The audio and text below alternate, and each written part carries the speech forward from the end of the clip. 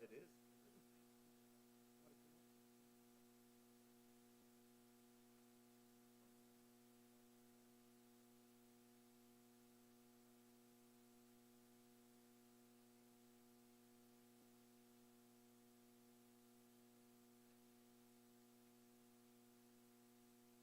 Sure.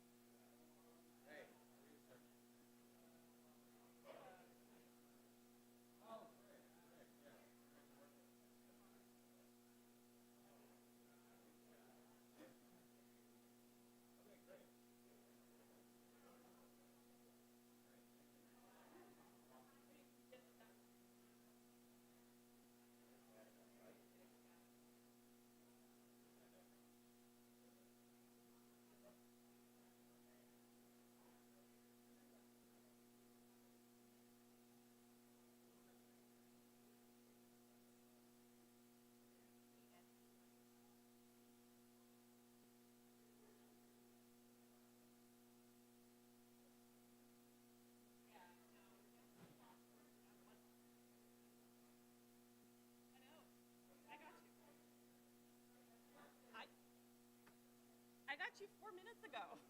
You're good. I. If you need me to go.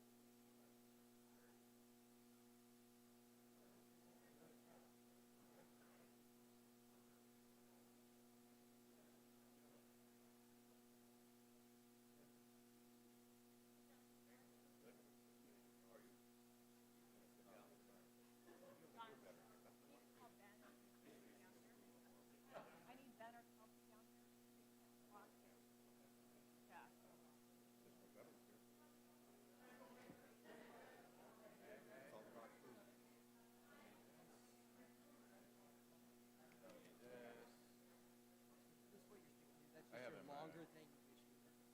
But we're not doing Q&A, right? Yeah. Right. Making it easy on us now. Making it easy.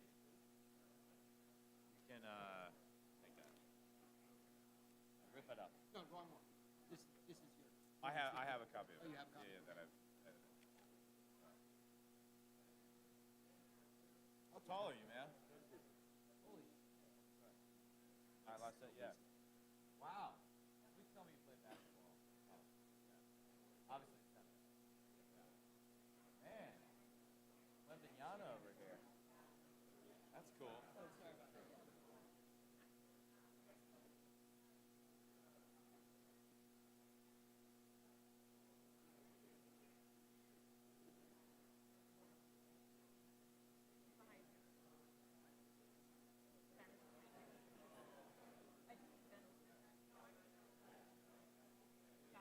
I already got you. 2 minutes ago. Not right now, no.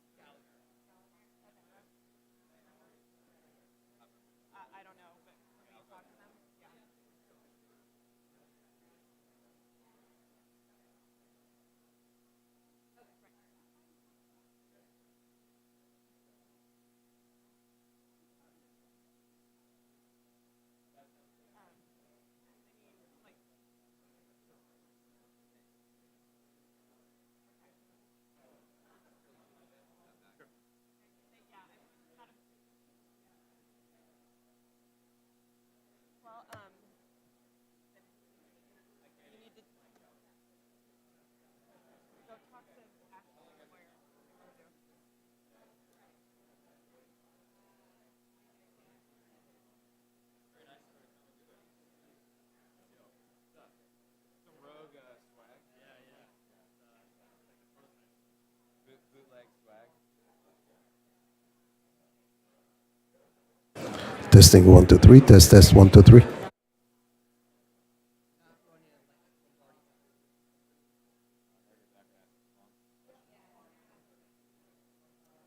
Probably Aquilino's last. Yeah, for sure. Yeah, because they When changed. does he actually? Oh, I love Japan's the gonna be blue. in the beginning of April, Yes. and then That's a great Cap's like color. taking like a month, like I wear black all year round. I'm on rock. Yes. I hear you. Come on, give me a break. How's it going, man? How are ya? You're good. I got you. Yep. Do my best. It basically comes down to can I read? Yeah, which is the struggle. I didn't sleep last night. Yeah. There were no snacks, which, ironically, I thought was a problem.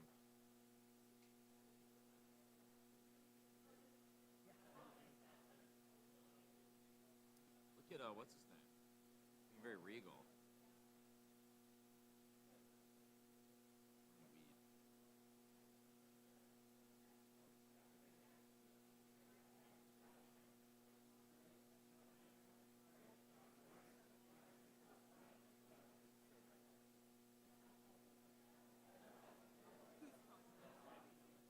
Okay. Funk.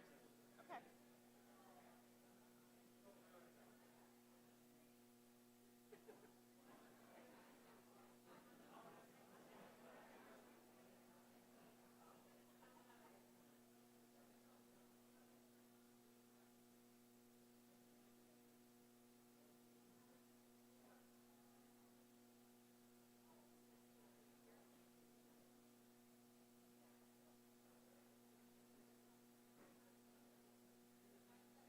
So are you guys are the panel right after us, right? Okay, cool. The actual experts at field questions. We just get away with it. I know, yeah, yeah. I told it. My staff writes the words for me. I just kind of show up. I'm a show pony, you know. It's me a problem when I actually have to work for a living, just by branding it. So. Well, hopefully the lights don't shine off the top of my head. Yeah, yeah. I got a similar problem working back in my. No, you're good. All right. Yeah.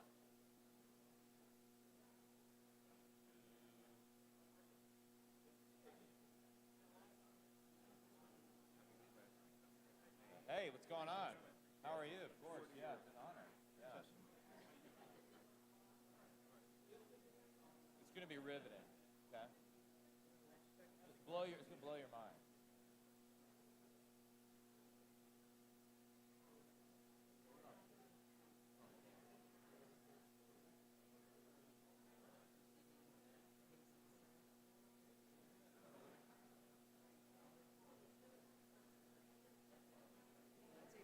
I'd say positive. Hey, how are you, sir? Thanks for having me. Much appreciated. Yeah. We're gonna do Christy go first. I like this tie. That's very cool. Oh yeah. You warned me. Where'd you get that? They I said- gotta get one of these. This came out of one of the whenever Winter White House is down to Florida Keys. Yeah.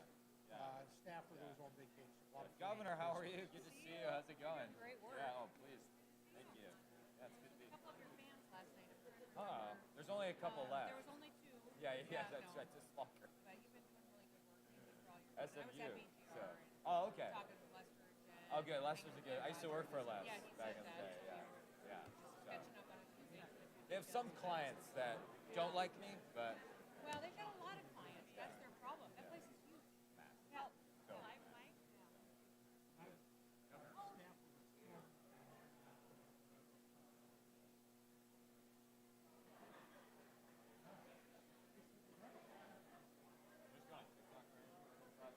Yeah.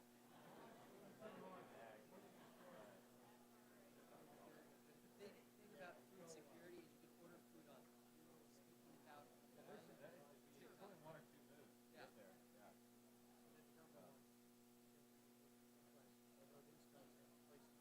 We're done speaking. You know, just go ahead and dismiss you so you get your news. Sure. Christy, interested in just taking a couple questions. Sure, yeah. We're not gonna be talking. whatever you need. I'm happy to answer questions too, or whatever. Yeah. Ah, Mr. Miller. And Figured you'd have more seniority by now. Yes. Yeah.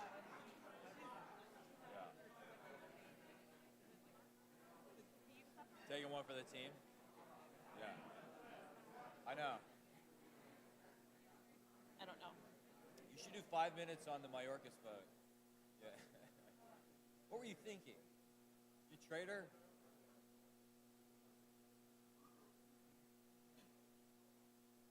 You want the CCP to win?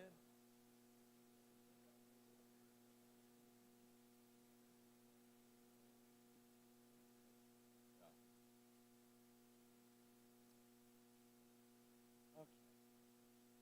Is there a joke about Illinois timing and all that? Wait, is Rajan down?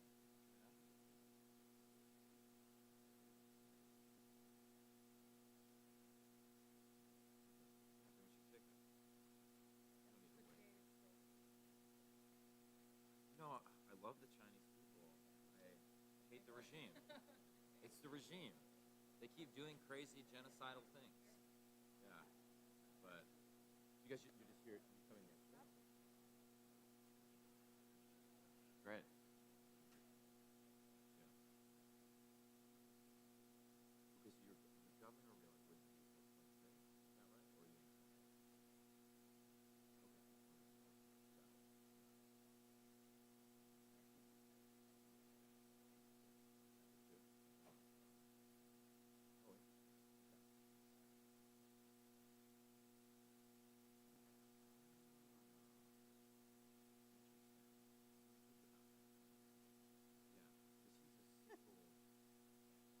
Relative term.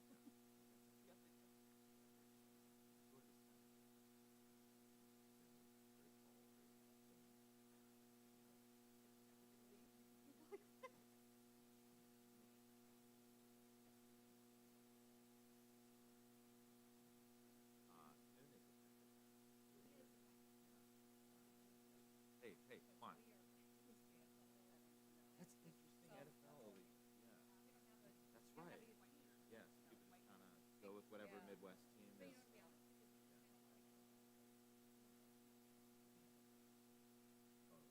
Totally. It's a shame. It really is a shame.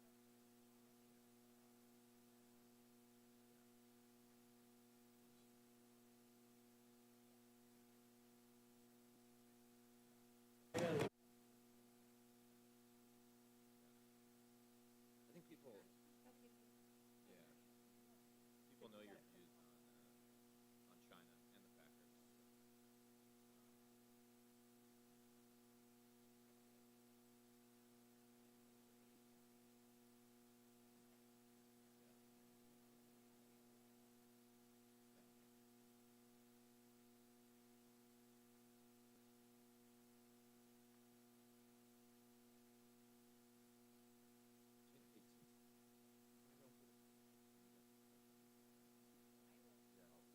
Yeah, just like you have kids, like, get them to like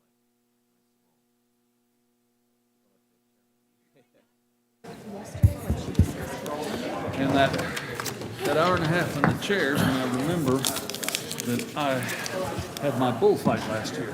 Loosened up.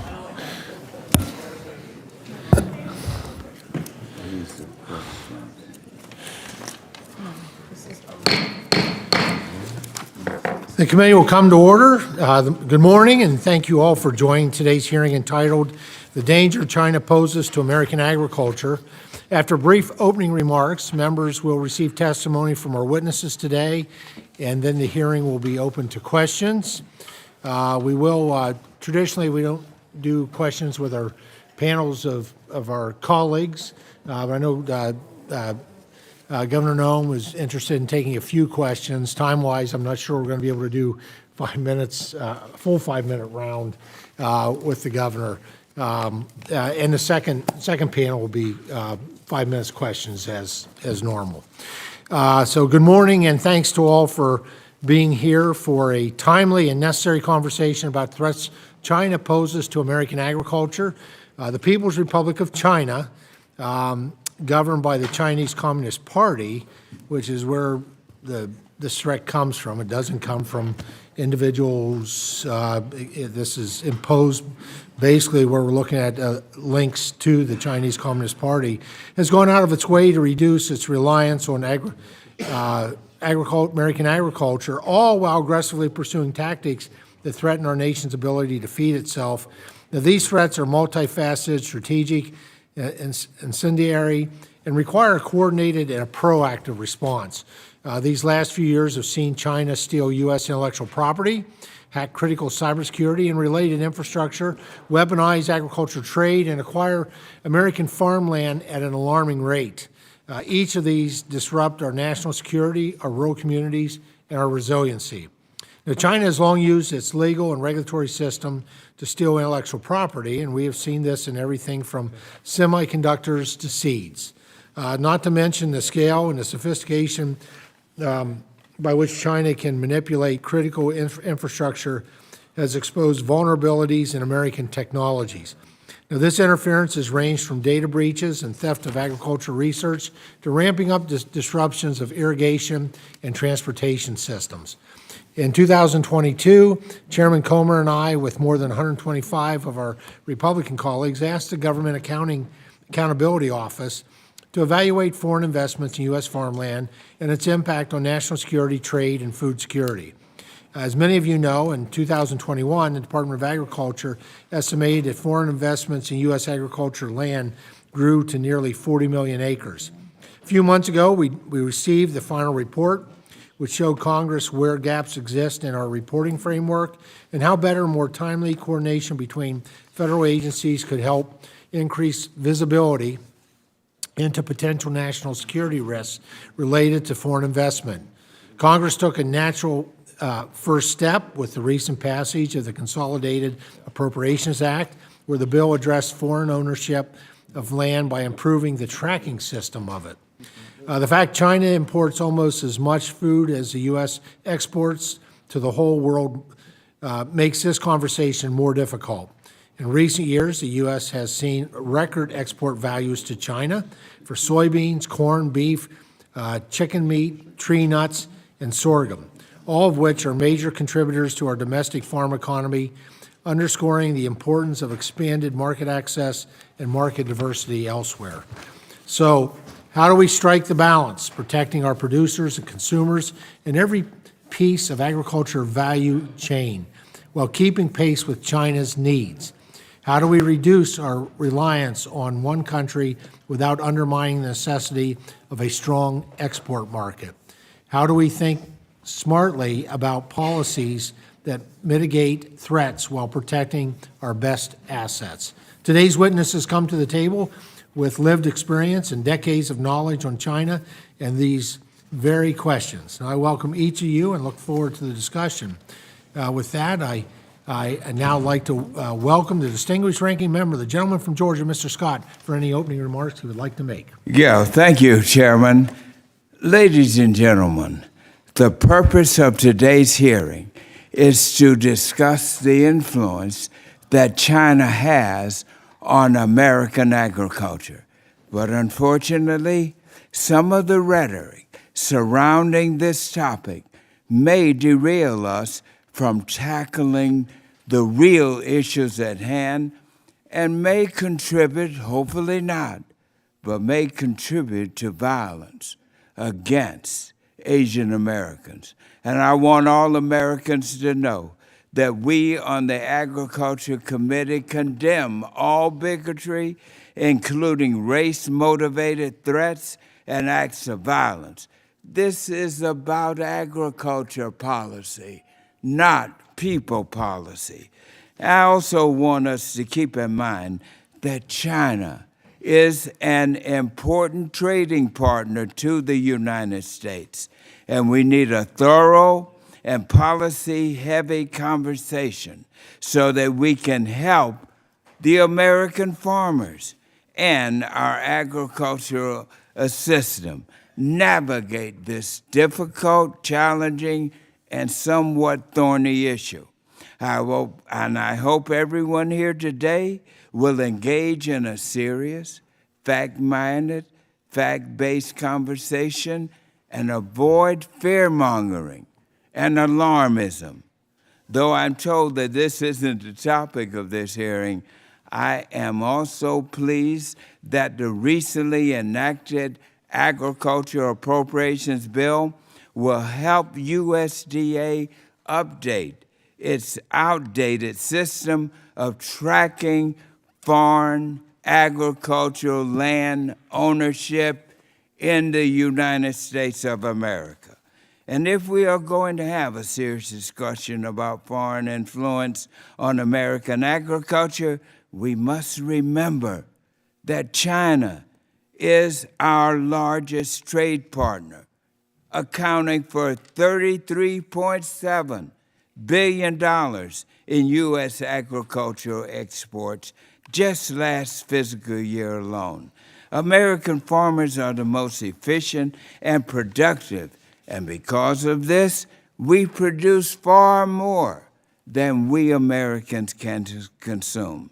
My colleagues will often note that we are in an agricultural trade deficit right now. And I'm here to tell you that alienating our trade partners will only deepen that deficit. American farmers need large markets to export their products. And when those markets are lost, who does it harm? Our farmers, and then the American people. We saw the implications of this when the Trump administration started a trade war with China, creating chaos and undermining markets for our American farmers. And since the trade war shut American farmers out of China, guess what? Brazilian farmers have filled that gap, increasing their exports to China as our market share decrease. Now Trump is calling for a 60% tariff on all Chinese goods. This would have drastic impacts on American agricultural production. It would increase costs for consumers and would almost certainly lead to devastating retaliatory tariffs placed on the U.S. agriculture exports. So I think it's fair to think that the U.S., being so dependent on a single export market, who is also a strategic competitor, raises and poses a risk for our American farmers. And one way that we can address this concern is to expand trade in existing markets while we open new markets. And I continue to support increasing the market access program. That's the way to go. And foreign market development program in the Farm Bill. And I believe that this new trade deal are critical for our American agriculture. However, there are many places where I am very critical of the Chinese government. The theft of seed and other agricultural technology is highly concerning to me and continues to be a problem. Market distortion through domestic price support programs and ignoring WTO decisions hinders access and creates an uneven playing field for U.S. farmers. And I also remain highly critical of any foreign government seeking to buy American land near essential intelligence or our military installations. This is now a major national security. We must protect our national security interests. This is a national security issue of soaring magnitude to this nation. We got to protect our farmland and not get it in the hands of foreign interests, particularly China. I look forward to hearing from our witness chairman today and coming out of this hearing with an improved understanding of our relationship with China and how we can work together to protect America's agriculture interests. Thank you. I thank the gentleman. The chair would request other members submit their opening statements for the record, so our witnesses may begin their testimony. And to ensure that there is ample time for questions, pleased to recognize our colleague, the gentleman from South Dakota, Mr. Dusty Johnson, to introduce our first witness today. You know, Mr. Chairman, governing a nation should be a team sport. Unfortunately, there are a lot of free agents in politics, people who don't understand the value of shared vision and shared efforts. Luckily, our speaker this morning, my friend, my governor, she knows how to work together. She understands that we get a lot more done when the federal government and the state governments are trying to find a path forward together. I would tell you, I don't think there's a month that goes by that she isn't showing the kind of leadership necessary to be able to have our team work with her team. Whether it's protecting American farmland from the Chinese Communist Party, getting TikTok off government devices, making sure that her state pension program has the flexibility to divest from CCP influences, making sure that the Farm Bill priorities are right, managing the Black Hills National Forest in an appropriate way, protecting Mount Rushmore. I could go on for an hour, sir, and I know you don't want me to, of the ways that our speaker and I have been able to work together. And so I just got to tell you, I'm honored to be able to have a real South Dakotan, a real leader, and a real partner come on back to the Ag Committee and share some wisdom with us. Mr. Chairman, the governor of the great state of South Dakota, Kristi Noem.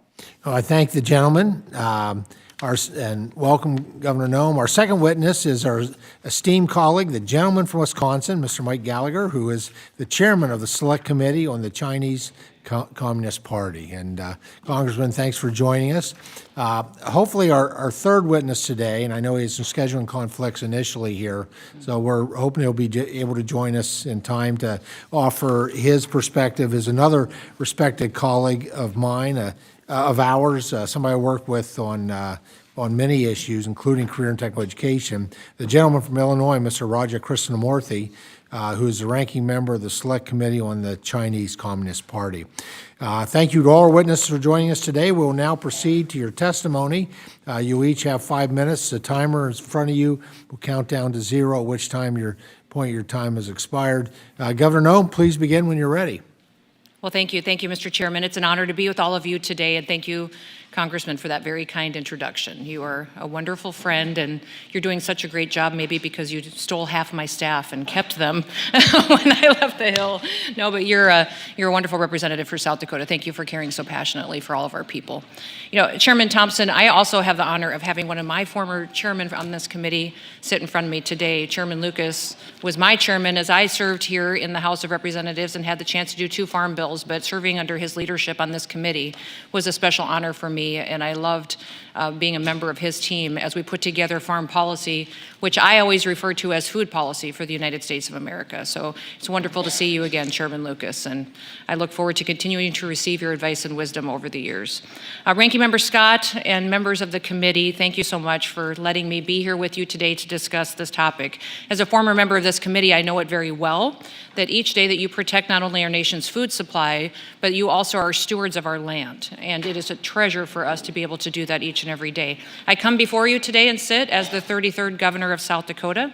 My home state is known for its gorgeous Black Hills, its rolling plains, but also iconic Mount Rushmore. We have a lot to be proud of, and if you haven't come to visit us, you probably should, because it is beautiful. Agriculture is our #1 industry in our state, but tourism is our 2nd largest industry.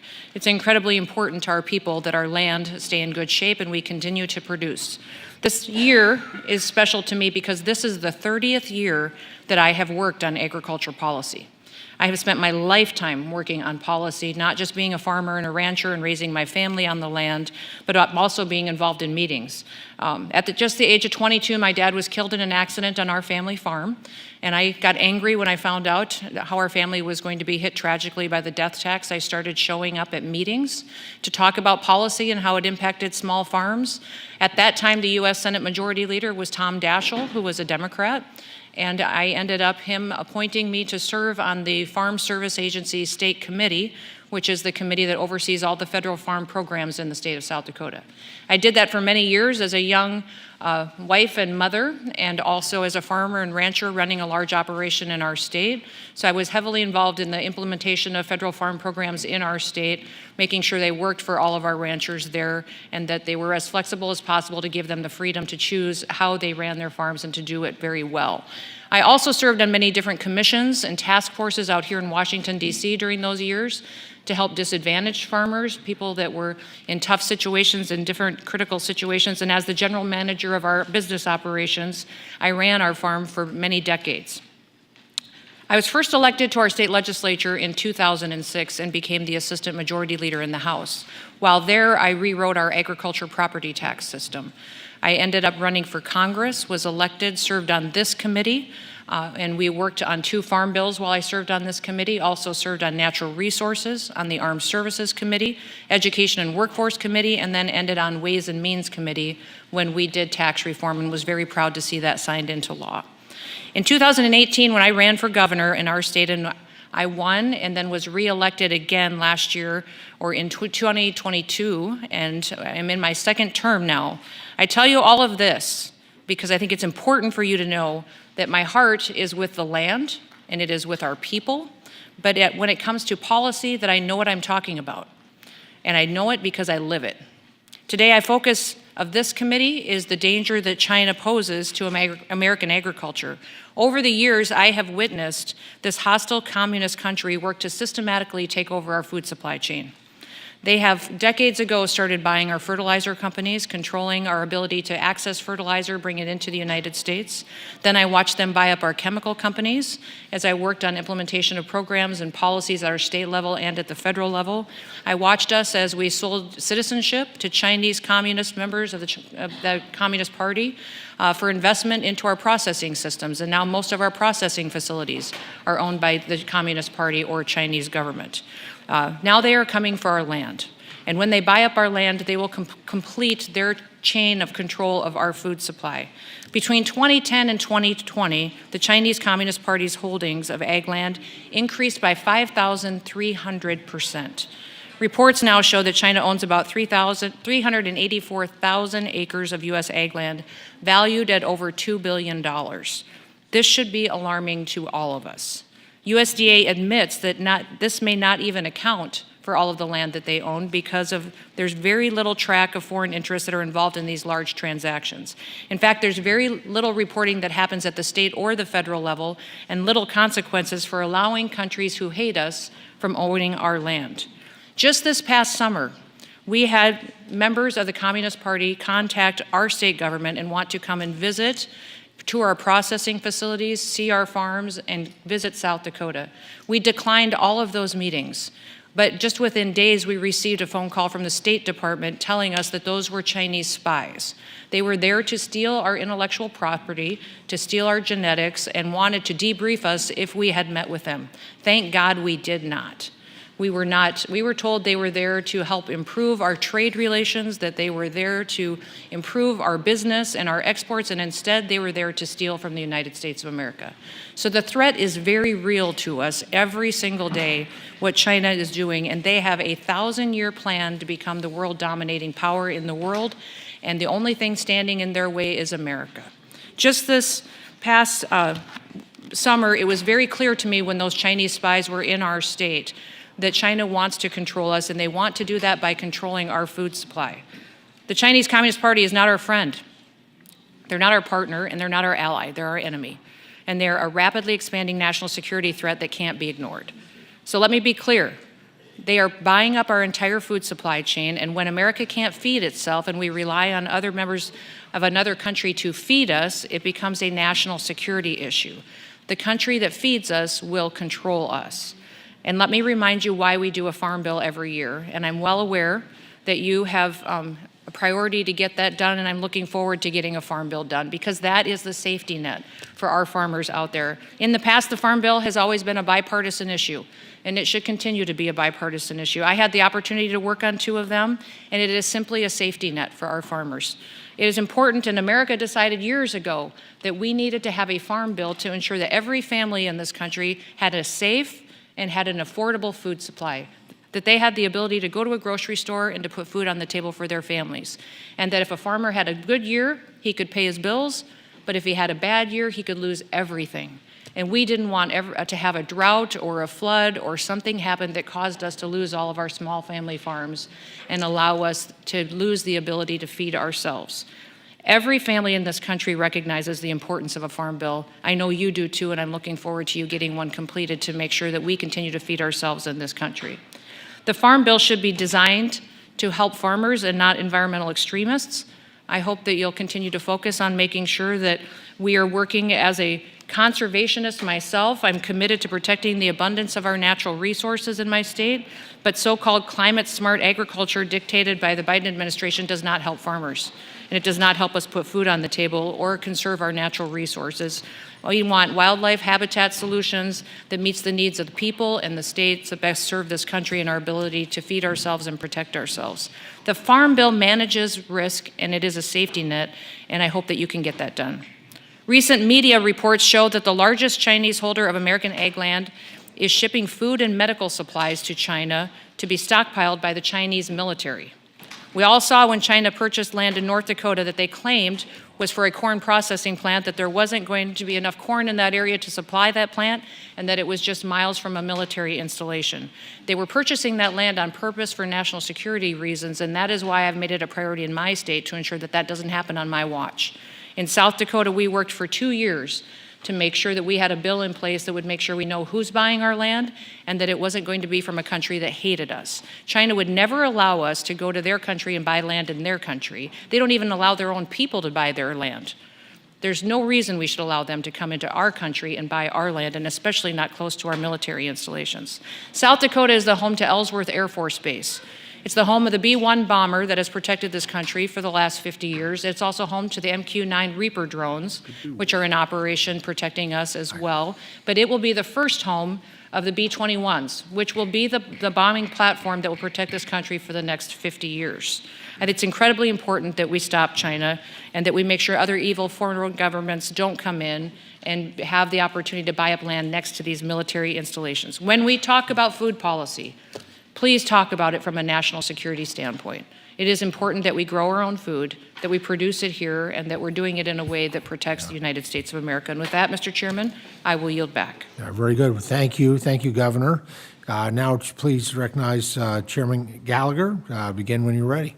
Thank you, Chairman Thompson, Ranking Member Scott, members of the committee. What an incredible opportunity to be able to discuss the threat posed by the Chinese Communist Party in general, but to American agriculture in particular. I want to thank the governor for her leadership in really sounding the alarm about this threat, and also for carrying the burden of dealing with Dusty Johnson before he leaves the room. He may not technically weigh that much, but that's a heavy burden, and I believe he is from your Dakota. I always get it confused. A year ago, a gentleman named Xiang Hitao, a PRC national, pled guilty to conspiracy to commit economic espionage and was sentenced to more than 2 years in prison for stealing intellectual property from his employer, which was a Monsanto subsidiary. Xiang took copies of the algorithm on a one-way flight back to China, where he later worked for the Chinese Academy of Sciences Institute of Soil Science. So here you have an example of someone stealing American technology and bringing it directly back to the Chinese Communist Party, which reflects the CCP's approach to agriculture and food security, in that it's not just about economic competition. To quote General Secretary Xi Jinping himself, it is a national security issue of extreme importance. The PRC is the largest importer of corn, soybeans, wheat, rice, and dairy products in the world. The CCP views food security as an existential issue. She understands that if China were to invade Taiwan, it would be subject to blockade and economic sanctions, and therefore the PRC would face massive challenges in feeding its population. So to put it bluntly, the Chinese Communist Party is actively engaged in economic warfare against the United States, and our agriculture sector is already a prime target. The governor mentioned the share of U.S. farmland owned by Chinese-linked firms increasing more than fivefold between 2010 and 2021. These are only the acquisitions that we know about. There could be much more because, as you all know, the federal oversight system for reporting foreign ownership is alarmingly lax, and enforcement is very minimal. For example, the governor referenced the issue with the Fufeng Group, which attempted to purchase land close to Grand Forks Air Force Base in the other Dakota in 2021. They did not report the purchase to USDA until the U.S. media started asking questions about it. That's unacceptable. If you look more broadly at the entire CFIUS process, at least three problems emerge. One, the U.S. government has no way of tracking land purchases by foreign adversaries. There was a recent GAO report that found USDA is incapable of properly tracking such land purchases by problematic actors. Second, even upon discovering a problematic transaction, CFIUS often finds it has no jurisdiction, despite the fact that in the FIRMA bill, we tried to give CFIUS said jurisdiction. So just as happened with the Fufeng acquisition, because the Air Force Base in question was not listed as a sensitive site by CFIUS, CFIUS claimed they had no authority to even review the transaction. That's unacceptable. And third and finally, CFIUS can't review greenfield investments in our farmland or consider our domestic food security as a risk factor. So our foreign adversaries are able to purchase thousands of acres of our farmland, and CFIUS can't even consider the potential impact on our food supply. This strikes me as something that Democrats and Republicans could come together right now in this Congress and solve by passing something like the Protecting U.S. Farmland and Sensitive Sites from Foreign Adversaries Act. I know there are members of this committee on both sides of the aisle. Ms. Slotkin and I have worked very productively on this issue. This is something we can get done even in divided government. Give CFIUS the authorities and resources it needs to make sure that our foremost adversary can't buy land near critical infrastructure and military bases. It should be a no-brainer. I would also suggest we can do better in protecting our agricultural IP by passing bills like the Biosecure Act, which my ranking member, Raja Krishnamurthy, is a co-sponsor of. This would ensure that U.S. taxpayer dollars don't go to CCP-backed firms like Beijing Genomics Institute that want to collect the genetic sequences of plants and animals from American farmers. And on the flip side, we should protect our food security for generations to come by cataloging the genetic sequences of U.S. plants and animals that we need to help American families, keep American families fed. So in closing, I would just say I spent a lot of my time as chairman of the Select Committee on China asking why any of this matters. Why are you having this hearing? Why do we care about the threat posed by the Chinese Communist Party? And it's not just that they're stealing our intellectual property or trying to dominate our food supply.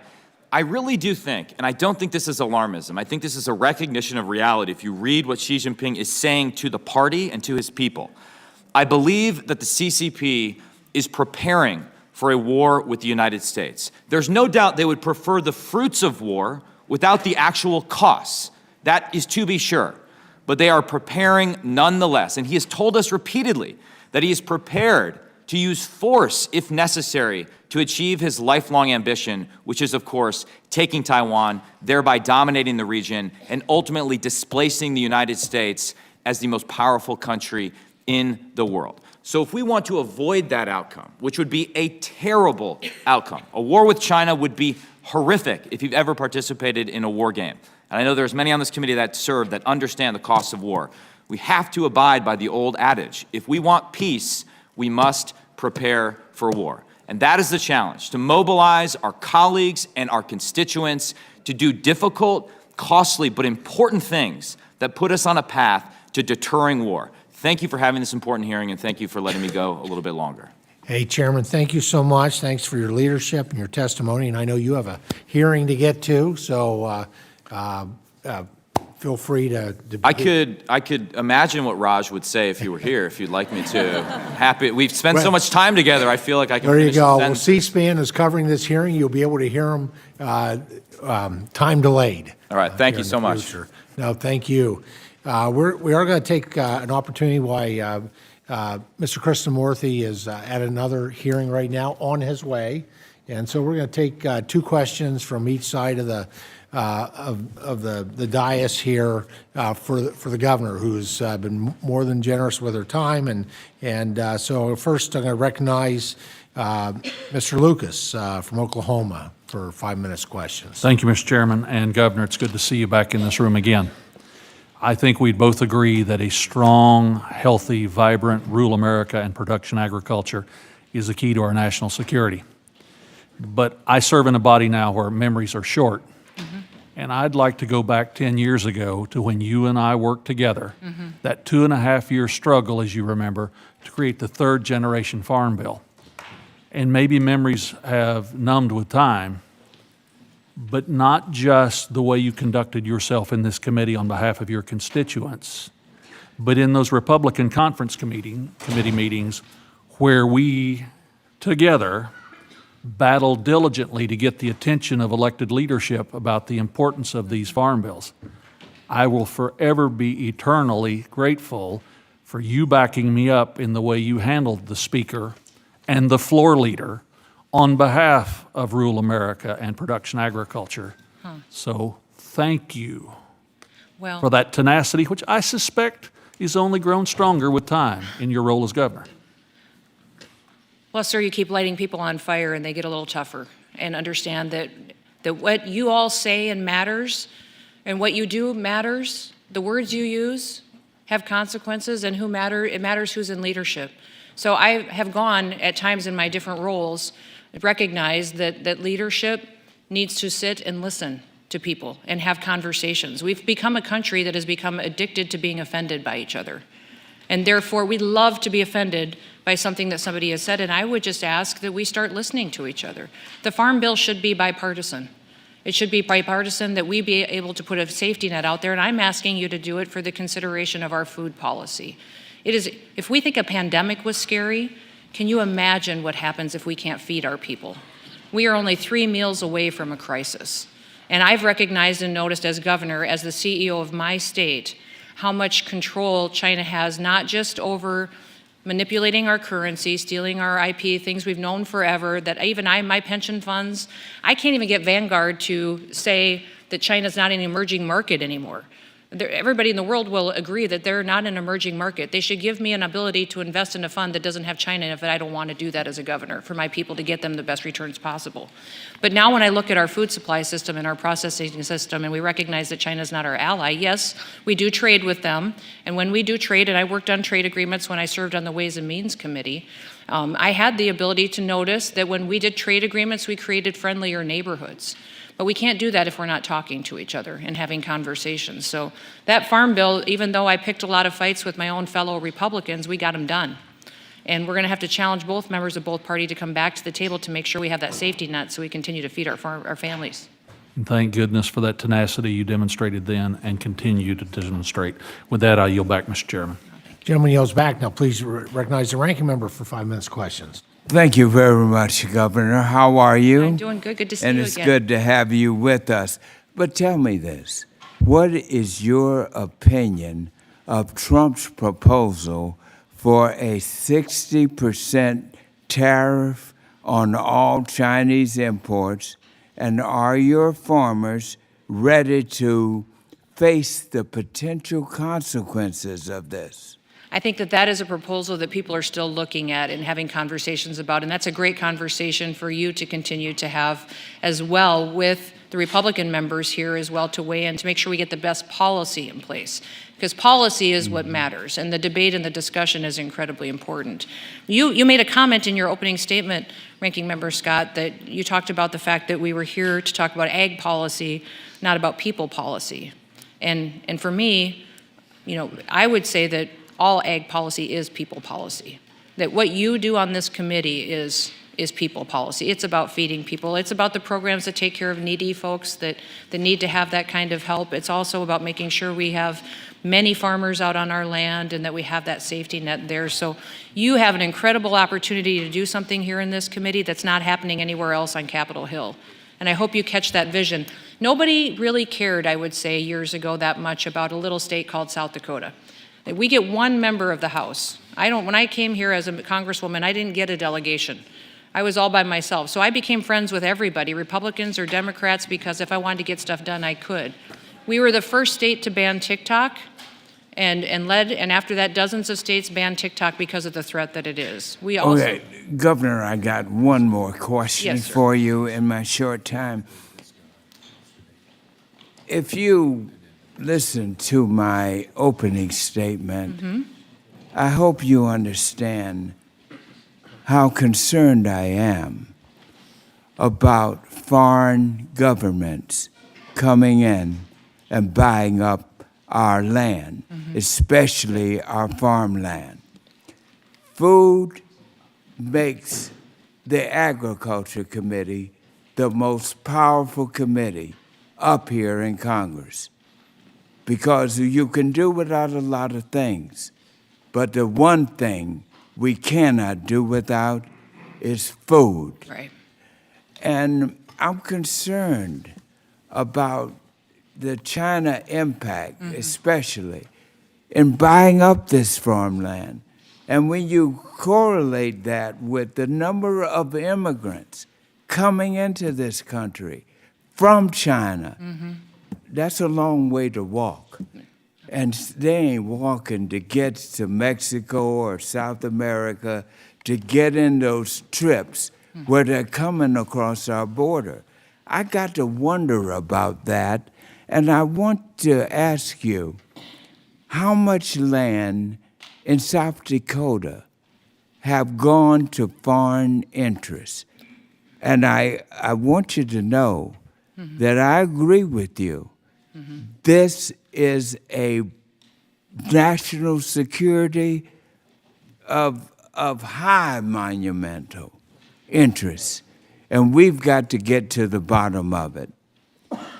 How is your state reacting to the buying up of land by foreign governments, particularly China, in your state? Well, sir, that was the question that I had when I became governor. And what I found is we had a law on the books that prevented foreign evil governments from buying our land, but there was no reporting mechanism and there was no consequences. So therefore, we didn't know who owned our land, who owned our investment. We couldn't determine that because nobody was reporting it. And then if we did find that there was somebody purchasing land that was a country such as North Korea, Iran, Russia, China, Venezuela, Cuba, there was no reporting, therefore we didn't know, and there would be no consequences if we did find out. So last year to my legislature, I brought a bill that would have allowed me to create a CFIUS board at the state level. That's really what I wanted to have in place, was that the states had the opportunity to have a CFIUS board that reviewed those transactions and then put forward consequences to make sure that it was done closer to the people and that we had more accountability and we're truly looking at real estate transactions and putting that in place. That bill did not pass, and what we ended up passing this year was a bill that added reporting mechanisms to the law we already had with consequences forcing the sale of that land. So now I will know when we have a bill in the books that has those two components we need to know to really truly get the answer. But there are foreign interests that are buying land in South Dakota? I believe that there are countries that own land that are friendly to the United States. I do not know if there are unfriendly ones that are buying ag land right now. I do know that some of our biggest processing facilities are owned by China.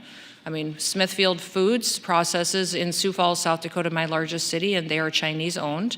And they have been difficult for me to work with. So. Well, I want to thank you, Chairman, for having this hearing because I truly believe that food is now a national security issue.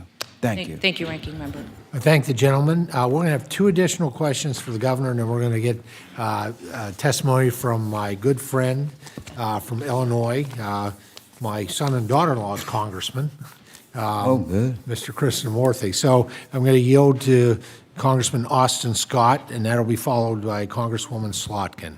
Mr. Scott, you have 5 minutes for questioning. Thank you, Mr. Chairman, and I'm going to get a little technical in this, but the reason that it is so important for us to be aggressive with China on the ag issue is that this is a basic necessity. We're not talking about toys. We're talking about the chemicals that it takes for our food supply. We're talking about the technology in our seed supply. And U.S. companies less than 10 years ago, were 80% of the global seed supply. And today, we're about 30% of the global seed supply. And so when you allow countries like China, through companies like Syngenta, to become one of the largest seed suppliers in the world and the largest chemical supplier in the world, I might add, then you are putting one of your basic daily needs at risk, which is your food supply. And so, Governor, I want to commend you for being aggressive with that. I think that it is way past time we be aggressive with China. They are not an economic competitor anymore. They are an adversary, and you know we have to acknowledge that. And if tariffs are what it takes to bring manufacturing back not just to the United States and to the Western Hemisphere, then that's just part of what it's going to take for us to have self-control over our basic necessities. You were here during the last Farm Bill. One of the big discussions that we have asked for help for and not been able to get it from many of my colleagues on the other side of the aisle is an increase in reference prices. As you've talked with your farmers and your producers out there, can you tell me what you're hearing from them about the increase in input cost and the need for an increase in reference prices so that they have a safety net as we push forward? If you don't address the increase in reference prices and don't bring them up to where they should be, there is no safety net. So just as far as doing these programs and making sure that you're making adjustments to all the programs and the components that are a part of a farm bill, that's one of the very most important things you can do to manage risk. And I want you to remember what farmers do every year. And for those of you that aren't farmers, they literally go to a bank and they borrow money to buy land. Then they borrow more money to go buy a tractor and a corn planter. And then they go back and they get an operating note so that they can buy their seed, their fertilizer, their chemical, and then they put it in the dirt.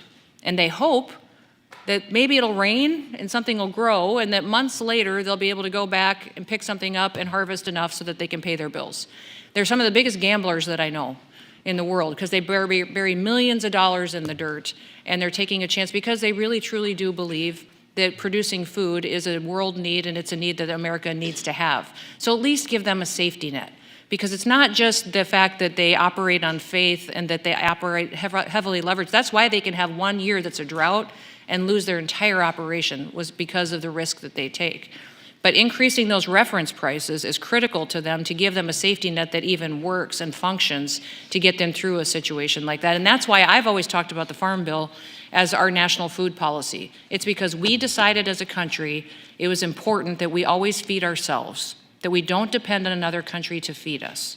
And therefore, it does us good to have a much more competitive and affordable food supply if there's a lot of farmers out here, and that it's a safe and an affordable one because we have a farm bill and we have a safety net program to ensure that they stay on the land.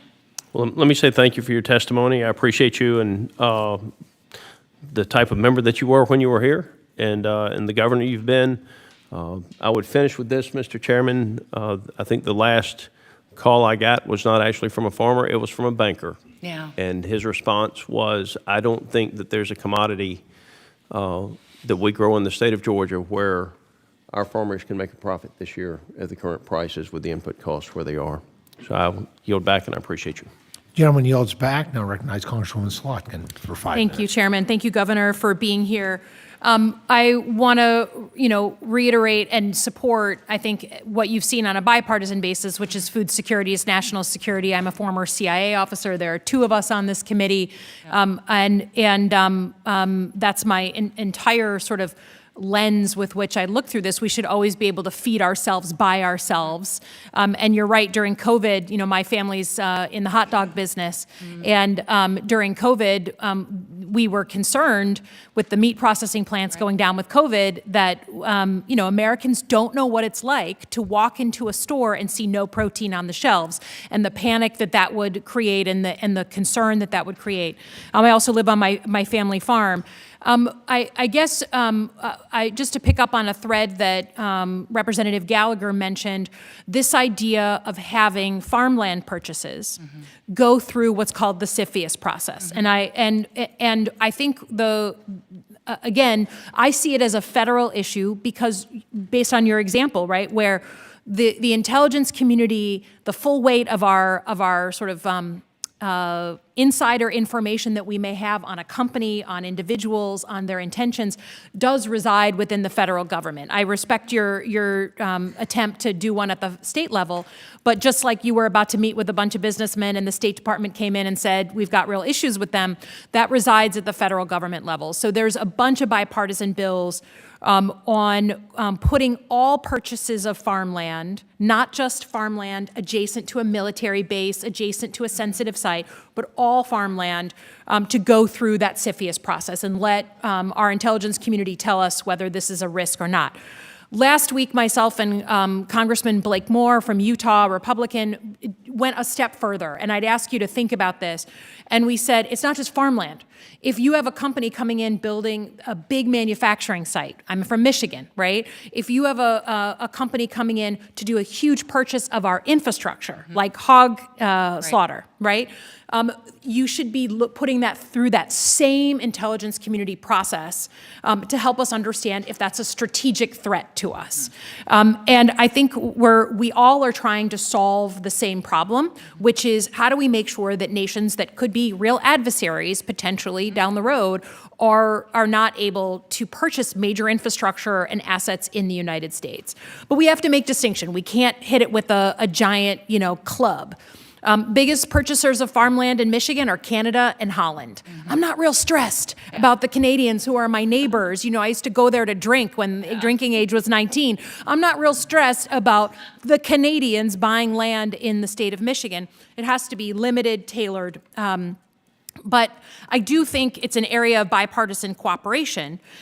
We have to do that without demonizing people from China who are living under this government that I bet they really, really don't like. We want the best and brightest from China to want to be students here and stay here and build their lives here, as opposed to take information back to China. So that's my one ask is let's have a real policy conversation. Let's do it on a bipartisan basis. We have the will here, but let's also in the process not demonize all human beings with a giant brush in a way, again, as you mentioned, where leaders set the tone.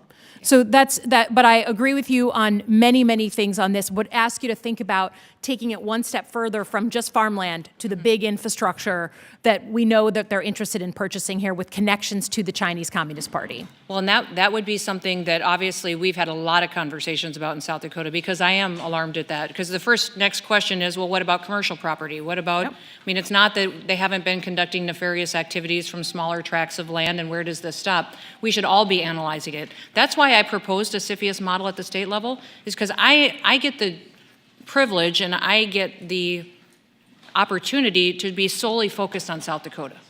So I know what's going on there better than I think someone does that doesn't live in South Dakota and lives all the way across the country.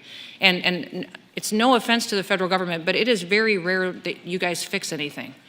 And a lot of times when we're doing something, I'm doing it in South Dakota or another governor's doing it, and you're taking that as a model then and using it. And frankly, the Constitution of the United States gives us states' rights and a lot more opportunities to lead than what it grants to the federal government.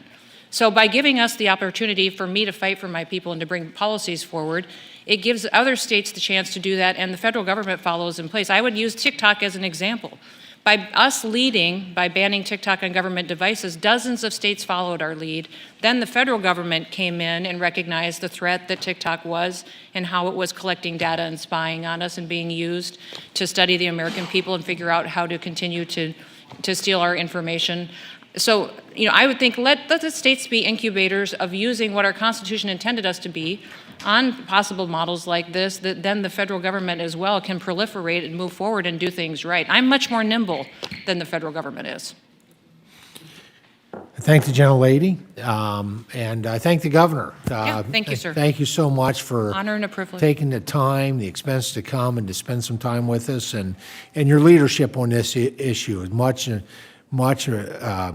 appreciated. So at this point, you're excused, and I'm going to recognize my good friend from Illinois, who is the vice chair or the ranking member of the Select Committee on China, Mr. Raja Krishnamurthy for his 5-minute testimony. Congressman, go ahead whenever you're ready. Thank you, Mr. Chairman. Thank you, Ranking Member Scott. Thank you to the committee for inviting me to speak today. Ag has always been a cornerstone of the U.S.-China relationship, and Chairman Gallagher and I worked closely with our members on the Ag Committee on this important issue. In August 2023, the chairman and I traveled to Dysart, a small town in Iowa. In 2011, not very far from Dysart, a farmer saw a man digging in the cornfields. After some investigation, authorities discovered that this man was not just digging for fun. He was looking for proprietary corn seeds to send back to his employer, a Chinese seed corn company. The man eventually tried to ship 250 pounds of corn seeds to Hong Kong, disguised in Costco-sized packs of microwavable popcorn, just like this. That's clever. The total cost of this one case of IP theft was estimated to be $30 million because the folks in China wanted to reverse engineer the contents of this to be able to produce the same back in China. Ag technology is a prime target of IP theft because American technology and farming are the best and most productive in the world. The Select Committee's bipartisan economic report, released in December last year, included broad recommendations on how to best protect IP. For the ag sector, we need to continue to improve coordination between local and federal law enforcement agencies and properly resource and train the DOJ to prosecute these particular crimes. There are other ag-related concerns addressed in our economic report. Congresswoman Slotkin and Congresswoman Hinson have already transformed another economic report recommendation into the Securing American Ag Act, which will require the USDA to study the supply chains of our ag inputs, including vitamins, animal feed, and pesticides, where China has been increasingly dominating the market and crowding out American and other suppliers. As we continue to remain in an era of uncertainty in our trade relationship with China, we also need to better protect American farmers from retaliation by the CCP, including by diversifying ag export markets for American farmers. Now, I know this committee has been looking at the issue of land sales. There are legitimate concerns with certain land purchases by CCP-affiliated entities, especially close to sensitive and military sites. However, as we address these problems, we have to make sure that the cure is not worse than the disease. Some purported solutions have had very real and harmful effects on the Asian American community as well. Dozens of bills across the country, for instance, target Chinese nationals regardless of whether they are affiliated with the CCP and regardless of the proximity of their land acquisitions to sensitive sites. Florida, for example, passed SB 264, a law that prohibits Chinese nationals from purchasing real property in the state. This law had a serious negative impact on the Asian American community. I'll just give you one example. There's the case of Ziming Zhu, a political asylee living in Florida who was persecuted by the CCP and who fled to the United States. He was beginning to rebuild his life in Florida. Since the passage of SB 264, Mr. Zhu was forced to cancel the contract for the purchase of what was otherwise going to be his new home in his new country. The lesson here is very clear. When land purchase bills target individuals who are merely Chinese immigrants, they often target those outside of the intended audience. The Asian American Legal Defense and Education Fund filed a lawsuit against this particular Florida law on equal protection grounds. Laws like SB 264 are neither fair nor justified. And in the early 20th century, states passed similar alien land laws in more than a dozen other states prohibiting Chinese and Japanese immigrants from becoming landowners. Those policies severely restricted economic opportunities and exacerbated discrimination, and every single one of those laws were repealed one by one by one in all of those states. So please, as you consider these land purchase laws, let's be careful. You folks don't want to pursue policies that discriminate against anybody. So in that spirit, let's be careful not to adopt or to encourage those types of policies. Chairman Thompson and Ranking Member Scott, thank you again for this very special opportunity to testify before this very distinguished committee. The Select Committee very much looks forward to working with your committee in the future, and I thank you again. Well, Congressman Krishnamurthy, thank you so much for your testimony. I know that this is a busy day for all of us, including you. You've been bouncing from hearings, and so we're going to excuse you from the panel as well. But thank you for joining us. Thank you for your leadership and for sharing with us this morning. Much appreciated. Thank you so much. We're going to take just a brief break to no more than 5 minutes recess to allow our first panel witnesses to depart, and our second panel witnesses to take their seats, and then we will reconvene. So we'll reconvene basically as soon as our witnesses get comfortably seated here and ready to go.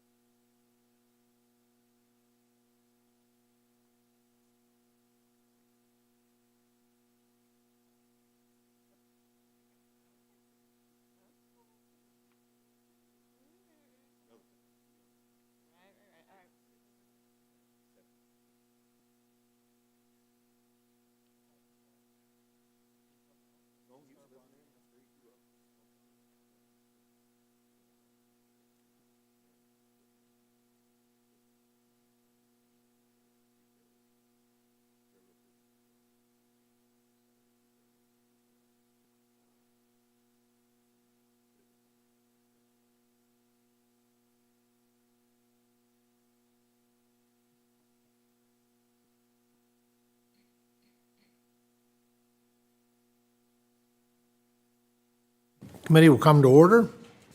I'm really pleased to welcome our second panel on this topic today regarding the threats of China to American agriculture.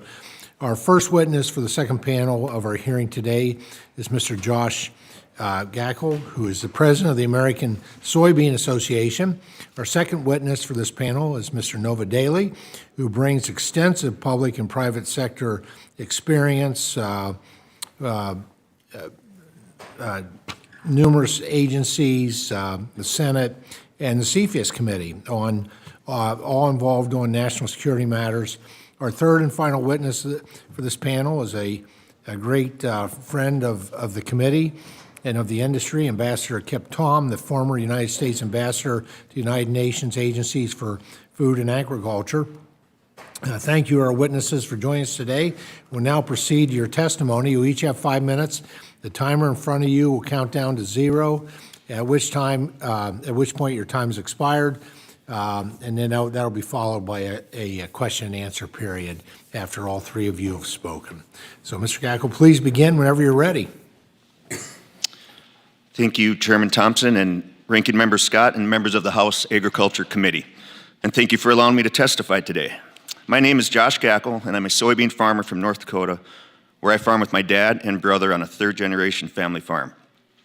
This year, I also have the privilege of serving as president of the American Soybean Association, which represents U.S. soybean farmers across 30 states. Soybeans are the largest U.S. agricultural export, and robust international trade is a priority for our farmers. U.S. Soy is actively working in 112 markets across the world to introduce new customers to our high-quality, high-protein crop. Opening new markets is just one step, followed by time, attention, and long-term relationship maintenance to ensure market access.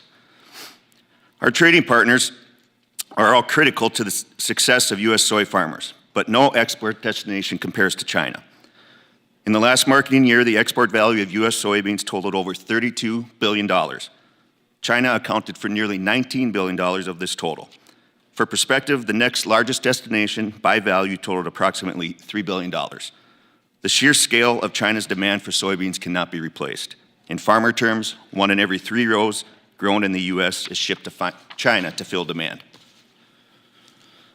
During the 2018 trade war, U.S. soybean exports to China came to a halt.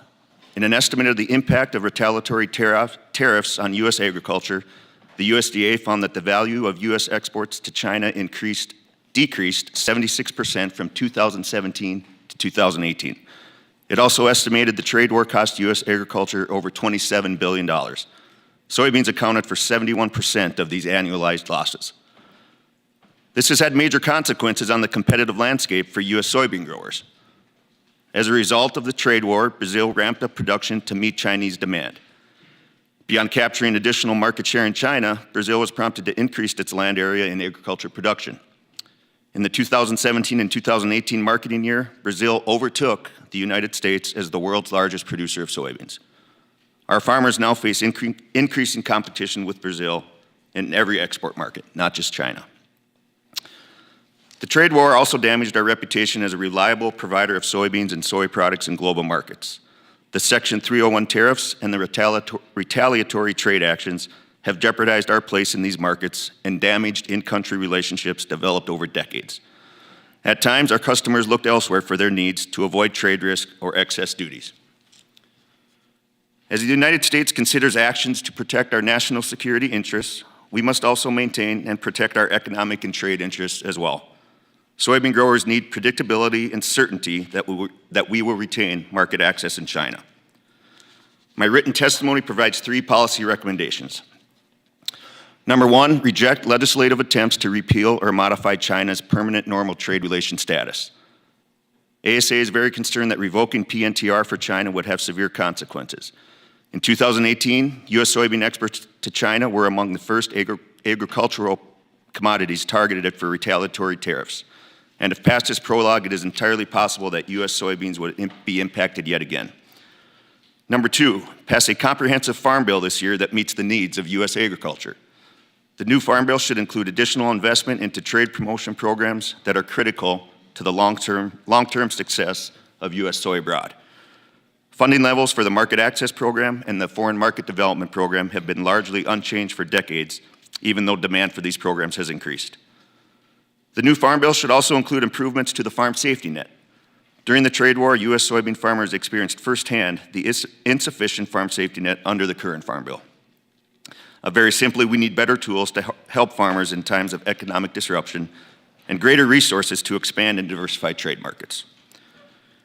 And finally, number 3, exercise congressional oversight authority to press the administration to re-engage in negotiations for bilateral and multilateral free trade agreements. The U.S. was once a leader in establishing new free trade agreements, but our last new FTA entered into force in 2012, despite the U.S. having negotiated the Trans-Pacific Partnership. That's over 10 years of inactivity for codified market expansion that could have helped U.S. agriculture. While at the same time, our international competitors have worked to gain increased market access. So thank you again as a farmer from North Dakota, and on behalf of the American Soybean Association, it's a privilege to be with you, and thank you for this opportunity to share the perspective of U.S. soybean farmers with you. I look forward to your questions, Mr. Chair. Mr. Cackle, thank you so much for your leadership and your testimony today. Now, please recognize Mr. Daly. Please begin when you're ready. Chairman Thompson, Ranking Member Scott, and distinguished members of this committee. Thank you for the opportunity to appear before you today to discuss this critical and timely matter. I'm honored and humbled to be before you today among the exceptional panelists that you've assembled. The views I share are my own and informed by my service in the U.S. government, where I was fortunate enough to serve along colleagues in the National Security Council, Commerce Department, Senate, and Treasury, where I ran the Committee on Foreign Investment in the United States. I got to witness firsthand for many years the actions of China as it conducted and directed actions through its businesses, nefariously through third parties. Given that experience and years of private sector helping U.S. companies address competition and malicious activity by Chinese entities, the focus of my testimony is the national and economic security considerations involved in Chinese acquisitions of U.S. agriculture and agricultural-related business and supply chains. That said, as a baseline, and as my witness testimony relays, recent laws implemented by China effectively compel any Chinese entity to act at the direction of the Chinese state, i.e. the Communist Party of China. So the question before the committee is really, what do you as leaders of this country believe that the United States should accept regarding ownership and control by the Communist Party of China over U.S. assets of agricultural land, production, and supply chains? Problematically, as you know, there are serious gaps in current federal laws and reporting that expose our military and critical infrastructure to vulnerabilities and increasingly impact U.S. farmers, ranchers, and producers as they face challenges from state-driven Chinese actors. Thwarted and planned Chinese investments like the Fufang wet corn mill plant in North Dakota and land and farm acquisitions in Oregon, Texas, Nevada, in close proximity to point-of-the-spear U.S. military bases and nuclear facilities is not coincidental. Given China's regional and global military intents, vectors that provide intelligence are constantly being sought, where they provide locations for cranes, silos, windmills, or farms above or adjacent to military or sensitive facilities or telecommunication towers or underground cables. Brazen IP violations of U.S. seed, GMOs, and other agricultural technologies have placed at risk the nation's continued agricultural technology leadership. There are ample cases of Chinese agents being and having been caught attempting to take such technologies. China's perpetual dependence on agricultural imports ensures that their goals for independence from foreign dependencies will remain a priority. Further, China's massive cyber warfare divisions, notably PLA Unit 61398, have the capability to disrupt key American infrastructure critical to our agriculture. This includes power and water utilities as well as communication and transportation systems. China's global acquisitions and supply chain monopolies, including Internet of Things technologies, continue to expand unchecked and unaddressed. We have significant dependencies on parts, electronics, and other inputs to our agricultural machinery. The nutritional needs of our livestock is also under significant dependence, as well as inputs to pesticides and herbicides. China is also acquiring companies as export platforms for Chinese market, globally and in the United States. Such diversion of product can have sizable negative impacts on U.S. producers. Further, China's acquisition of global agricultural storage and logistic assets and trading markets should be examined. Lastly, given the advances in farm technologies, our reliance on supply chains that provide nefarious Chinese actors kill switches to our machinery, our eyes, or our production, these all are matters that should be addressed. But there are solutions. Federal laws addressing foreign ownership should be considered, changes to them, given the legal vulnerabilities of state-to-state restrictions. There are adjustments that can be made to the jurisdiction of CFIUS to better respond to Chinese farm and other agricultural acquisitions. As led by this committee, the GAO has provided solutions for better foreign farm ownership reporting standards, and a number of members have pointed to additional solutions in reporting. Stronger cybersecurity vigilance championed by members here is also critical, and there are a host of other possible solutions in the face of funding challenges that can ensure our nation remains vigilant on applying solutions to the uninvited, unwarranted, and increasingly sophisticated threats that certain actors present to our nation and food security. That concludes my opening remarks, and I look forward to hearing from you and addressing, to the best of my ability, any questions on matters you wish to raise. Sir, thank you very much. Appreciate your experience, significant experience, and your input.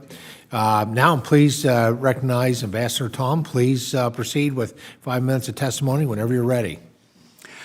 Honorable Chairman Thompson, Ranking Member Scott, and distinguished members of the House Committee on Agriculture. As a lifelong farmer and a former ambassador to the Rome-based UN Food and Agriculture organizations, I would like to share my perspective with you today on the threat of China to America's food supply and agricultural systems. I add, the world is watching us today. Americans need to understand that our national security is dependent upon our food security. Americans cannot any longer take agriculture and our food systems for granted. Xi Jinping and the Chinese Communist Party recognize the importance of food in relation to their position of power in the world. The CCP's goal is to reshape the world order through their control of the BRIC nations, global trade, and the Belts and Road Initiative, all to attain economic superiority over the United States and our allies. To meet these goals, they are strategically growing their agriculture production domestically and globally at the expense of the United States. I will address a number of these risks by the CCP that we could deal with immediately. First, cybersecurity. Threats to the United States agriculture are diverse and can have significant impacts on the industry. Some of the key concerns include intellectual property theft. The Chinese have targeted proprietary farming data, such as crop yield data, seeding or fertilizer algorithms, breeding information, and biotechnology research, which will lead to a loss of competitive advantage for the United States. I have seen this firsthand in the seed production industry. Several Chinese nationals were stealing proprietary seeds in our area from production fields and shipping them back to China. These Chinese nationals were caught and convicted, but how many were not caught? According to the American Seed Trade Association, it takes 5 to 15 years to develop a seed variety at a cost of over $100 million. It also estimates that the annual value of agricultural seed production in the U.S. is over $11 billion annually. Data-driven attacks, precision agriculture rely heavily on this data, as examples like farms like ours produce over a terabyte of data annually that is exclusive to our farm and is a major driver to our sustainability and productivity. We are at extreme risk of the theft or attack of this data, which could alter or disrupt our systems and lead to incorrect farming decisions and likely harm yields. There have been numerous attempts also by the Chinese to steal this data, but fortunately they have been caught and convicted. Again, how many were not caught? Infrastructure attacks. Critical infrastructure from the electrical grid to supply chain logistics and broadband could be targeted in disrupting our food supply. When we consider ransomware, farming operations could be halted by ransomware attacks, demanding payments to restore access to essential digital systems. And we all can remember the ransom attacks on JBS several years ago, which disrupted the entire supply chain from livestock production operations to the consumer's dinner table. The $11 million ransom was paid, but the cost to JBS and the agricultural supply chain was many multiples greater. Espionage.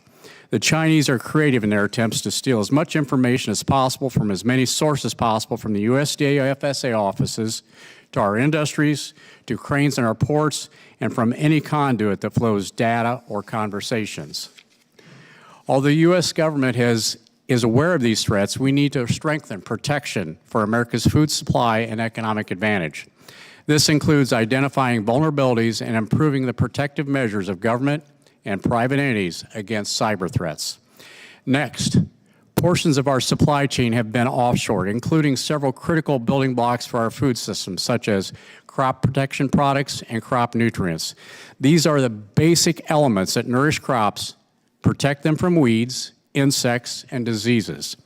A recent USDA supply chain report indicates that 70% of the crop protection products that are produced globally, most from China. Another 40% of the world's phosphorus supply originates in China. Imagine if they shut off our supply. Without crop protection products or crop nutrients, yields will decrease, requiring substantially more land to maintain current production levels.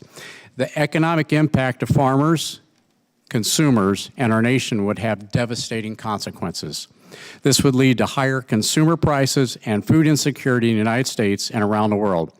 This is a national security threat to the United States and our allies. Therefore, the absence of crop protection and crop nutrient products would have a complex and far-reaching impact. The answer is we need to allow for reasonable and durable regulations to prevail to allow the United States to bring this manufacturing capacity back home while supporting those that are already manufacturing these critical products here at home in the U.S. to feed the Americans and the world. In summary, whether the impact is from cybersecurity threats or from minimized access to crop nutrients or crop protection products, the Chinese are strategically attempting to build their dominance in the world over food systems. These moves are coming at the expense of American innovation, but are amplified by our burdensome regulatory environment. The people in these chambers on this Hill need to take action to bring our supply chains home, protect our innovation, and increase our funding for research and development. Now is the time for a national strategy for our agricultural and food systems. If not, America could once again face food insecurity like we did 100 years ago. It is time to stop taking agriculture and our food systems for granted. Again, the world is watching. I yield the floor back to you, Chairman Thompson. Ambassador, thank you so much for your record of service, leadership, and quite frankly, your input today in this very important topic. We're now going to, at this time, members will be recognized for questions in order of seniority, alternating between majority and minority members, and in order of arrival for those who joined us after the hearing convened. I'm going to defer my line of questions to the very end. Each of us will be recognized for 5 minutes each in order to allow us to get as many questions as possible. Starting on the majority side, I now recognize Mr. Lucas from Oklahoma for 5 minutes. Thank you, Chairman Thompson, for calling this hearing, and to the witnesses for testifying today. During my time in Congress, I've been engaged in and party to many discussions around the topic of foreign investment in the United States due to my position on the House Financial Services Committee. This is due to the committee's jurisdiction over the Committee on Foreign Investment in the United States, or CFIUS, that is located within Treasury. One of the most challenging aspects of this topic is the tension between two widely shared goals of protecting our national security while fostering a welcoming economic environment. Congress has attempted to strike that balance during various reforms of the CFIUS process, most notably 2007 with FINZA and in 2017 with FIRMA. Today, I invite you to join me, to our panel friends, in that discussion. First to Mr. Daley, then to the rest of the panel. From your viewpoint, what is the correct balance between national security while also allowing the international investment in our economy? Let's just cut straight to the chase. Well, we have to keep our open investment policy. That's been sustained since, I think, President Carter on through now. One of the greatest strengths we have as a country is the investment we get from abroad. Trade's very important, but foreign investment pales it. That said, as you know, sir, in your oversight capacity, there are serious national security issues that are drawn from foreign investment, and Chinese actors have been interesting in the way that they've found vulnerabilities, not only in our laws and the gaps that proceed from it, but also in their capabilities to use nefariously third-party actors to gain entrance and access to places where we have point-of-the-spear needs in terms of our national security. So the great balance, I think, is to continue with our open investment policy, but be incredibly smart in how we apply our national security apparatus, especially the CFIUS process. Either of you other gentlemen wish to touch on this? Oh, be brave. Thank you, Congressman. Maybe I would just add from a farmer's perspective, from a grower, on two different areas. As a grower and a landowner and farming land in North Dakota, the concern around foreign investment is real for growers as well. That added investment that outside buyers come, and it's not just China. It's other out-of-state and foreign owners that potentially could drive up the cost of land and the cost of producing for a farmer in North Dakota. So there's a concern there. And then I would say on the input side, there are foreign ownership of research and development facilities when it comes to seed, chemical, and other inputs. Research and development facilities that benefit me on the farm when I'm able to use a new and improved product. So in those two areas, I think there's some work to be done probably. And you're right, it's a tough balance. I don't envy the job that Congress has and the administration in finding that right balance, but I think from a grower's perspective, again, two places to look at. Any thoughts, Ambassador? Yeah, most certainly. So I'm going to share my experiences that I've seen globally. In my time serving as ambassador, extensive travel throughout the Middle East, a lot in Africa, and then over the years, businesses we had in Latin America. And I can assure you that the Chinese are aggressive in their approach in investing in a lot of these developing nations to make sure they can secure a food source. I look in particular in Africa. They have nearly 1.1 billion hectares of arable farmland. The United States is around 150 million. I can tell you as I travel across Africa, we think that they're the most essential part that China is gaming for is the minerals. It's not. Longer run, it's them as their breadbasket. I look into Central America, I see the Belt and Road Initiative, how China's invested there. It same goes, and that's why we see the growth in Brazilian soybeans moving into China. The BRIC nations are really forming up together, and it's through the investment of the Chinese party. When I come back to the United States, I think we have to be extremely careful of where they do invest. We need to have eyes on this. I only gauge you to please be careful. Mr. Chairman, I can't think of any more important subject than what we're addressing today, and I don't have much time left, but I would say this in closing. I want to thank you, Chairman Thompson, for your support of my legislation, the Agricultural Security Risk Review Act that was signed into law earlier this month. This legislation officially adds the Secretary of Agriculture to the CFIUS committee. This is the first formal addition of a cabinet secretary to CFIUS since 2007 and reflects that what we all on this committee know to be true. A country that cannot feed itself cannot defend itself. And with that, I want to thank you, and I yield back the balance of my time. Gentleman yields back. Now please recognize for 5 minutes Ranking Member Scott. Thank you very much. And Chairman, I want to thank you for letting our Democratic witness, Mr. Cagle, go first. We're proud to hear from a farmer on this issue, and such great remarks. But thank you for letting my Democratic colleague go first. And Mr. Tom, I want to just agree with you. You said some profound words. You said the world is watching us today on this very strategic national security issue. And I thank you for that statement, and indeed they are. I've learned so much from so many of my colleagues, but none more than Congressman McGovern on this whole food issue. He's a national world leader on food security and hunger. And I'm telling you, this is a national issue. And I hope that if there's one thing that goes from this hearing, is that we are putting this issue at the front of the list. There are people all over the world are watching us. We're the most powerful nation in the world. Yet, as Mr. McGovern has said over and over, we have beds of hunger. Our children, our veterans, people going hungry, needing food. And then we have these threats. I'm not putting any sugar coating on it. I believe there are foreign interests out there who are looking at our nation and trying to find weaknesses wherever they're going. And the one area we must not and cannot get weak in is providing the American people with food and keeping this as our #1 trade issue for agriculture and our farmers.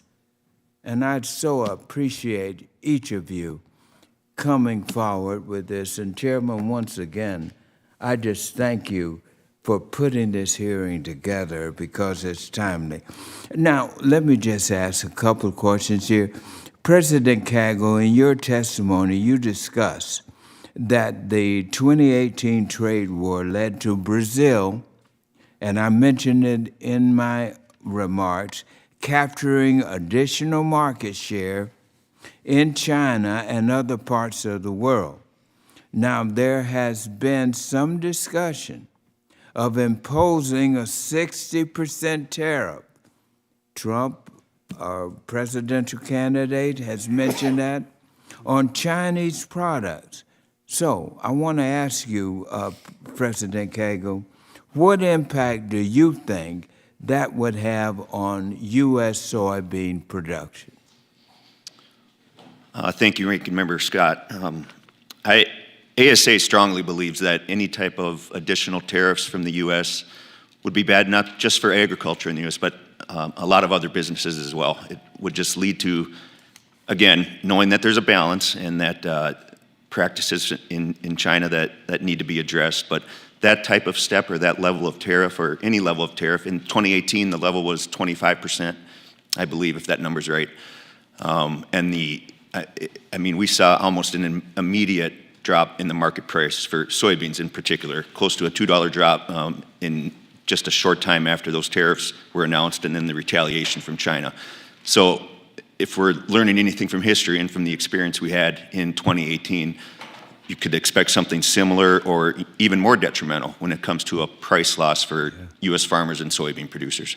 Thank you. And Ambassador Tom, you note in your testimony that intellectual property theft is one of the primary threats posed by China. Given that China seems unwilling to adhere to WTO rules, what, in your opinion, are some concrete steps that we in Congress can take to protect U.S. agriculture technology? Certainly. Thank you for the question. There's been major steps made throughout the industry. We heard of an example earlier today about potential theft on data systems. You know, farmers use extensively much more data today, whether it's the constellation of satellites that are operating their tractors to communicating data algorithms to the computers in the tractor to the seeding. These are all have been compromised. They've been stolen. And it probably continues yet today. And then I look at the intellectual property on the seed, it's one of the biggest advantages we've ever had. But I know this, the Chinese who didn't have that intellectual property in the past have it now. So we will see increased competition because of U.S. innovation. We'll see increases in yields in China of probably 10% on corn here very soon. displacing more U.S. commodity sales. Probably see some of the same in soybeans. So the concrete steps we need to take are far-reaching, much deeper than what we're going today. We need to be asking ourselves, what aren't we considering? We need to bring in the best professionals that understand these data and cybersecurity threats. Because if we don't, they're going to continue to outgame us along the way. But again, we need to make sure we invest in research and development to stay ahead of them and make sure we protect those resources. They spend nearly over $10.4 billion a year on research. We're only maybe a tenth of that in the public sector. Or excuse me, yeah, the public sector. So we need to make sure we shore up that research and development. If not, we're going to suffer the economic consequences and potential food security around the world. I can tell you in my time with the World Food Program, working with them, we were feeding nearly 150 million people a day around the world at a cost upwards of nearly 2 years ago, $14 billion. That can't continue. But we know one thing, when people aren't food secure, they migrate, they get caught up in human trafficking, and worst case scenario, they get caught in terrorist activities. So as I said, food security is our national security. We need to focus on that. Thank you very much, and thank you for that extra minute, Chairman. Appreciate you, gentlemen. Now please recognize Mr. Kelly for 5 minutes of questioning. Thank you, Mr. Chairman. And I want to recognize I have two young and aspiring farmers or ranchers here today, Avery and Aubrey Moore from Laurel, Mississippi. And I offer special congratulations to Avery on her position as Vice President of the West Jones FFA chapter. It's important that we recognize our young and aspiring farmers, and so I really just want to thank them for being here and being interested enough in agriculture to come sit in this hearing. I echo what you say, Ambassador Tom. Food security is national security. And the last few years have demonstrated the need for strong domestic supply chains to ensure American farmers have continued access to critical products such as fertilizer and pesticides. In addition to serving on this committee, I'm a member of the House Armed Services and the Intelligence Committee. I promise you, I value the security on this. Food security is national security as much as I do on the armed services and the intelligence community. As a result, I'm very concerned about the national security implications stemming from our increasing dependence on the People's Republic of China for the primary ingredients in some commonly used pesticides. One of the factors driving the dependency on the PRC is public policy that encourages the offshoring of these critical tools for agricultural production. For any witnesses on the panel today, do you share my concern about American agriculture's reliance upon China for many of our crop protection tools? Are these steps we can take to encourage us to produce these tools here and reduce our dependency on China and other adversarial countries? Certainly, I'd be glad to address that. So, you know, research shows and USDA numbers show that nearly 70% of our critical crop care products come from global resources, most of that from China. These are products that are, as I said, protect our plants from weeds, insects, and diseases. We've offshored them. We have to ask that question first. Why are they offshored? I would say it's because of the excessive regulatory burden we have here in the United States. We need reasonable and durable regulatory systems to function to make sure that we can have these plants functioning either here or with one of our friends and allies around the world. You know, it takes time to bring this back. These critical components that we use to produce crops and feed our livestock and take care of our livestock, you're not going to do it overnight. It'd probably take you 10 years to bring the capital back here and build the facilities and hire the people to get this done. It's going to take time. But we've got to start now. And this is why I say we need a national agriculture strategy to support food security in the United States and our economy. If we can't bring these resources back, we will be very, very vulnerable in the future. I want to thank, and I'm going to ask another question. But I agree, and we're one of the most giving nations in the world. And I think sometimes people don't understand, we don't just feed our nation, we feed the world. And we're indiscriminate about not just feeding ourselves, but feeding others. And some of our competitors are only worried about their populations and no other populations. For any of the witnesses, do you know if there exists a centralized strategy by the Chinese Communist Party to increase U.S. reliance on Chinese-produced fruits and vegetables? And if you do you know the extent to which China is subsidizing these ongoing threats to our food supply? I have nothing to add on the fruits and vegetables. What I will say is this, and I should have went further on the discussion on the pesticides or the crop care products. Right now, it's estimated that because of the declining economy in China, that they're accelerating their production of crop care products and potentially could be dumping those on the market, obviously subsidizing them. So that's one of the risks that I see. In terms of fruits and vegetables, I have no knowledge of that. Thank you, Congressman. Those are excellent questions. Unfortunately, I really don't, the fruits and vegetables side, I do know that, China, where it wants to focus resource, will subsidize it. I will say, and just add, in terms of inputs to our agricultural dependencies, if you look at some of the vitamins that are necessary for our livestock, whether that be A or B or D or E, I mean, we have dependency on China 70% to 90%. And that sourcing has just happened over time.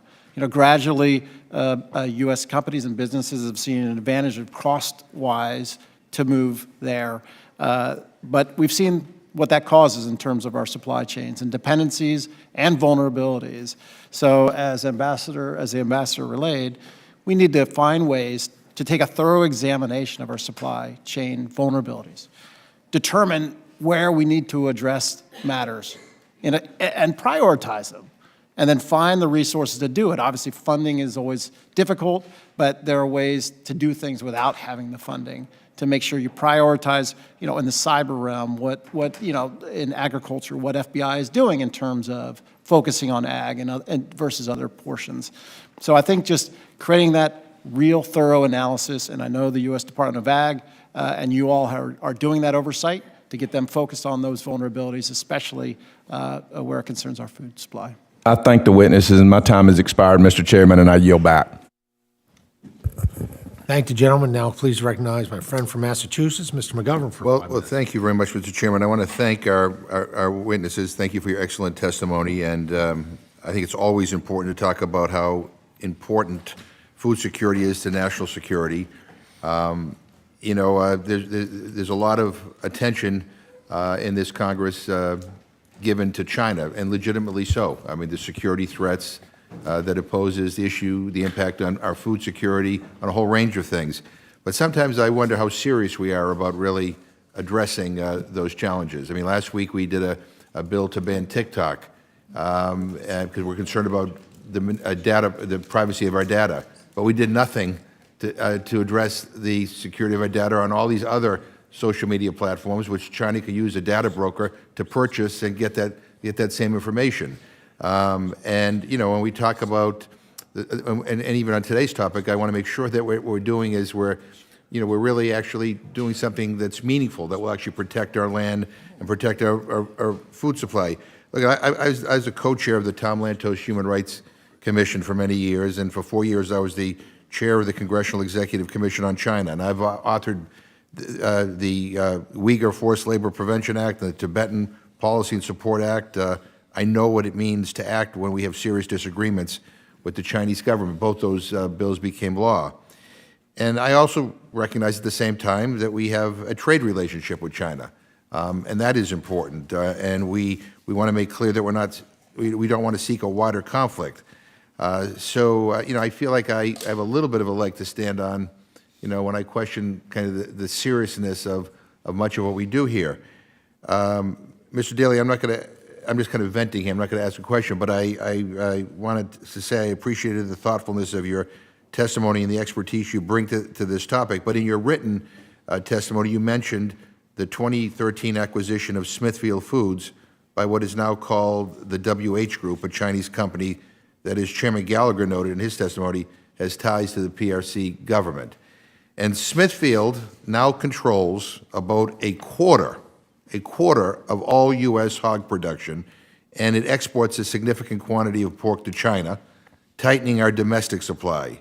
And I think it's appropriate for this committee to carefully consider what impact that has on U.S. food security, which is why it astounds me that we have some of my friends on the other side, led by some on this committee who talk tough on China, are carrying the water for Smithfield. Many people listening may be familiar with California's Proposition 12, which is a farm animal welfare law that outlaws the most inhumane confinement of pigs in California. 2022 polling showed that 80% of U.S. voters favor a law like Proposition 12 in their state. I'm from Massachusetts. In Massachusetts, we have a similar law known as Question 3. Now, pork producers, led by Smithfield, were unhappy with the new standards and went to the Supreme Court last year. And they lost. So now they've come to Congress to overturn the will of California and Massachusetts and dozens of other states that have followed suit. We have this bill called the EATS Act, which is the latest attempt to overturn states' rights to set their own animal cruelty standards. And now, just last week, I heard our chairman tell a news outlet that he wants a fix to Proposition 12 on the Farm Bill. We just heard the governor of South Dakota talk about states' rights and how in South Dakota she wants a state CFIUS plan. And nobody objected to that. So if nobody's objecting to a state CFIUS process, why would you object to a state putting controls on animal cruelty? And again, really at the insistence of this Chinese-owned company. And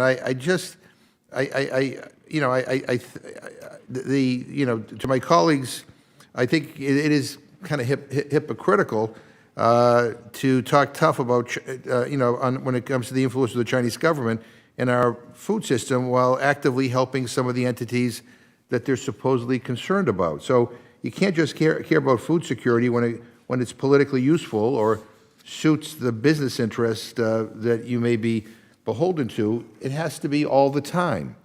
And I just want to add one other thing, based on what Congresswoman Slotkin said. I want to make another point about foreign farmland ownership, which is getting a lot of attention today. I'm open and certainly willing to work with my colleagues on limiting investment of foreign governments in U.S. farmland, but we have to be very careful that those prohibitions do not target people in this country based on their national origin or perceived national origin.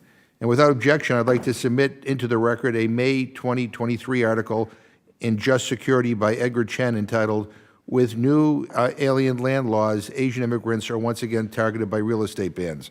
So I'll just close by saying, there was a time in our history where we excluded people from land ownership based on prejudice and unfounded suspicions of disloyalty. I hope we don't go back to that. And again, I thank you all very much for your very informative testimony, and thank you, Mr. Chairman, for your indulgence. Without objection, we'll enter that into the record. Gentleman's time has expired. I will remind you, though, that this is about ties to the Chinese Communist Party. We're not, as I said in my opening statements, this is not targeting individuals of any ethnic origin. Now, pleased to recognize, actually, Mr. Finstead for 5 minutes. Thank you, Chairman Thompson and Ranking Member Scott, for holding this important hearing today, and thank you to our witnesses for joining us. Mr. Gackel, I want to say thank you. I'm a fourth-generation corn and soybean farmer from southern Minnesota, raising the fifth, and it makes me very happy to know we have someone like you at the helm of the American Soybean Association leading our efforts, fighting for our commodities, and quite frankly, fighting for our families and the future of our families. Nothing's going to make my life more complete than watching my fifth generation take over our farm. And that's not for me. That's for Grandma and Grandpa and Great-Grandma and Grandpa. And you're helping that happen, so thank you.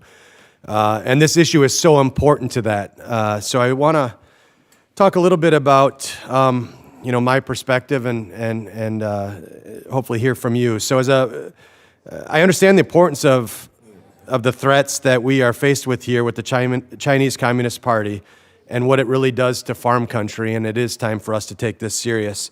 We must work swiftly to move I guess, differently and more effectively of getting most of our eggs out of the basket of China. And the best way to describe this, I will just say, I mean, look at what we went through a few years back when we were struggling to find the computer chips that were needed to start our new F-150s in farm country, our new John Deere tractors. And I tell people quite often, I'm like, now think if that was eggs, bacon, turkey. If we were that reliant from a food security standpoint in regards to, quite frankly, folks that might not like us tomorrow, and how really that shows the importance of the American farmer and how we have to continue to protect and fight for our way of life. So with that said, there's a lot of ways I think that we can maybe unwind this. But Mr. Ambassador, as you know, the White House's 2023 National Cybersecurity Strategy and the Director of National Intelligence Annual Threat Assessment both emphasized that the People's Republic of China is the most advanced, active, and persistent cyber threat to the United States. Specifically, an increase in cyber attacks targeting the American agriculture and food sector highlights a serious threat to our ag economy. As critical infrastructure sector, do you believe that food and agriculture sector is adequately prepared for and possesses the ability to respond to a major cyber attack against our key suppliers in the ag industry? No, we are not. I know we've taken major steps to protect this from a private sector perspective. I appreciate any involvement that the government can be on this. I know there's an institute at Purdue University called the Kroc Institute that works on a lot of this because we need to make sure we can manage RIP and hold it close. But we're not doing enough yet today. And I add this. If we really think that we're going to see less digital agriculture in the future, we're wrong. It's going to continue to accelerate at a very rapid rate. The velocity will be essential. Yeah, thank you for that, Ambassador. And just in my, short tenure running the farm, my father retired when the tractor started driving itself. My 15-year-old son plants corn till 3 in the morning because of that technology. That technology is an amazing advancement in our farm, but it's also poses a potential new threat that we haven't dealt with before. Along these lines, Mr. Daley, in January, I introduced the Farm and Food Cybersecurity Act with Congresswoman Slotkin, which would direct the Secretary of Agriculture to conduct a biennial study on cyber threats and vulnerabilities within the ag and food sector and conduct an annual cross-sector crisis simulation exercise. Due to the wide-ranging national and economic security threat that China poses to the sector, coordination between federal agencies and sharing timely, actionable threat information with private industry is more critical now than ever. From your perspective, how well is the government sharing threat intelligence with the industry, and do you believe USDA can play an elevated role in helping the ag industry prepare for future threats? Thank you, Congressman. Excellent question, and I want to commend you on that legislation. Apologize. Thank you, Congressman, for that question. It's an excellent question. I want to commend you on the legislation you proposed. It's critical. Understanding the cybersecurity threats that are part of our agricultural community, our ability to produce is direly needed. Look, at my time in government, the intelligence sharing that I saw happened a lot with defense contractors and also within the banking community. So they were industries that sort of had the benefit of that intelligence sharing. But if you look in terms of that intelligence sharing, that cyber awareness in terms of the agricultural community and with the Department of Agriculture, it's been lacking. And your bill is extremely necessary to get it on the right track. I know the Department of Ag has just stood up an information sharing division, and they're taking measures to improve that intelligence. But given China's capabilities, and FBI Director Wray relayed this in terms of their ability to shut off our critical infrastructure, waters, power, that affect our farmers and ranchers and producers, we need a full assessment. So your bill goes exceptionally toward that direction. Thank you, Mr. Chair. My time is up. I yield back. Gentleman yields back. Now would please recognize gentleman from New York, Mr. Langworthy, for 5 minutes. Thank you very much, Mr. Chairman, and I appreciate all the witnesses for being here today. I represent Western New York and the southern tier counties of New York State along the Pennsylvania line, and I'm deeply concerned about the unrealistic plan proposed by our governor to reduce economy-wide greenhouse gas emissions in New York by 40% by 2030 and no less than 85% by 2050. This timeline simply isn't feasible for many industries in rural upstate New York, but what's particularly alarming in this plan is our governor's aggressive push towards electrification in our agriculture sector, an agenda that I believe could have very serious consequences. As you're all aware, diesel fuel plays a crucial role in powering the tractors, combines, and other equipment that are essential to our farmers. Farming is a round-the-clock endeavor, as my colleagues have said, in requiring our farmers to rely on more heavily electric charging vehicles ignores the operational realities of farming and the inconvenience of having to park equipment for hours and hours on end to charge. And with all that said, I raise these concerns because it's important to recognize that China's significant role in this sector, particularly the mineral and battery supply chains, as these are crucial components for all EV technology. If we start pushing an all-electrification agenda at the state and federal levels, we are not only hurting our farmers, we're also inadvertently contributing to China's influence and control of our entire economy. I see this as a lose-lose scenario for our farmers, for all of agriculture, and frankly, for our national security. And with that, Mr. Gackel, could you discuss the feasibility and potential impacts of implementing an aggressive electrification agenda like the one New York State is contemplating, how that would impact your members? And additionally, could you also address whether pursuing such an agenda in the U.S. ag sector might lead to increased dependency on Chinese supply chains, and what that would mean to our national security? Thank you, Congressman. Very good questions and points. I'll speak from my farmer and producer and grower perspective in rural North Dakota. There is a time and a place for electrification and electric vehicles, and that's going to probably be more widely adopted on the coast, larger urban areas. But for me as a farmer and as a producer in the middle of North Dakota, from the trucking to the tractors, the combines, rail, what we rely on to move product from our farms to our elevators, to our markets, those types of industries I think will probably be later adopters when it comes to electrification. And what we're doing, so what we have to offer in that space is as farmers, as ASA, the significant addition that we provide to the liquid fuels market when it comes to renewable diesel and biofuels. And that just, again, it's another testament of what the U.S. farmer can produce. It's an example of where we're trying to diversify markets and diversify domestic demand, so not so reliant on foreign markets, even while we try to expand those. But again, just a example there of what the American farmer is doing to transition this time period in that transportation fleet.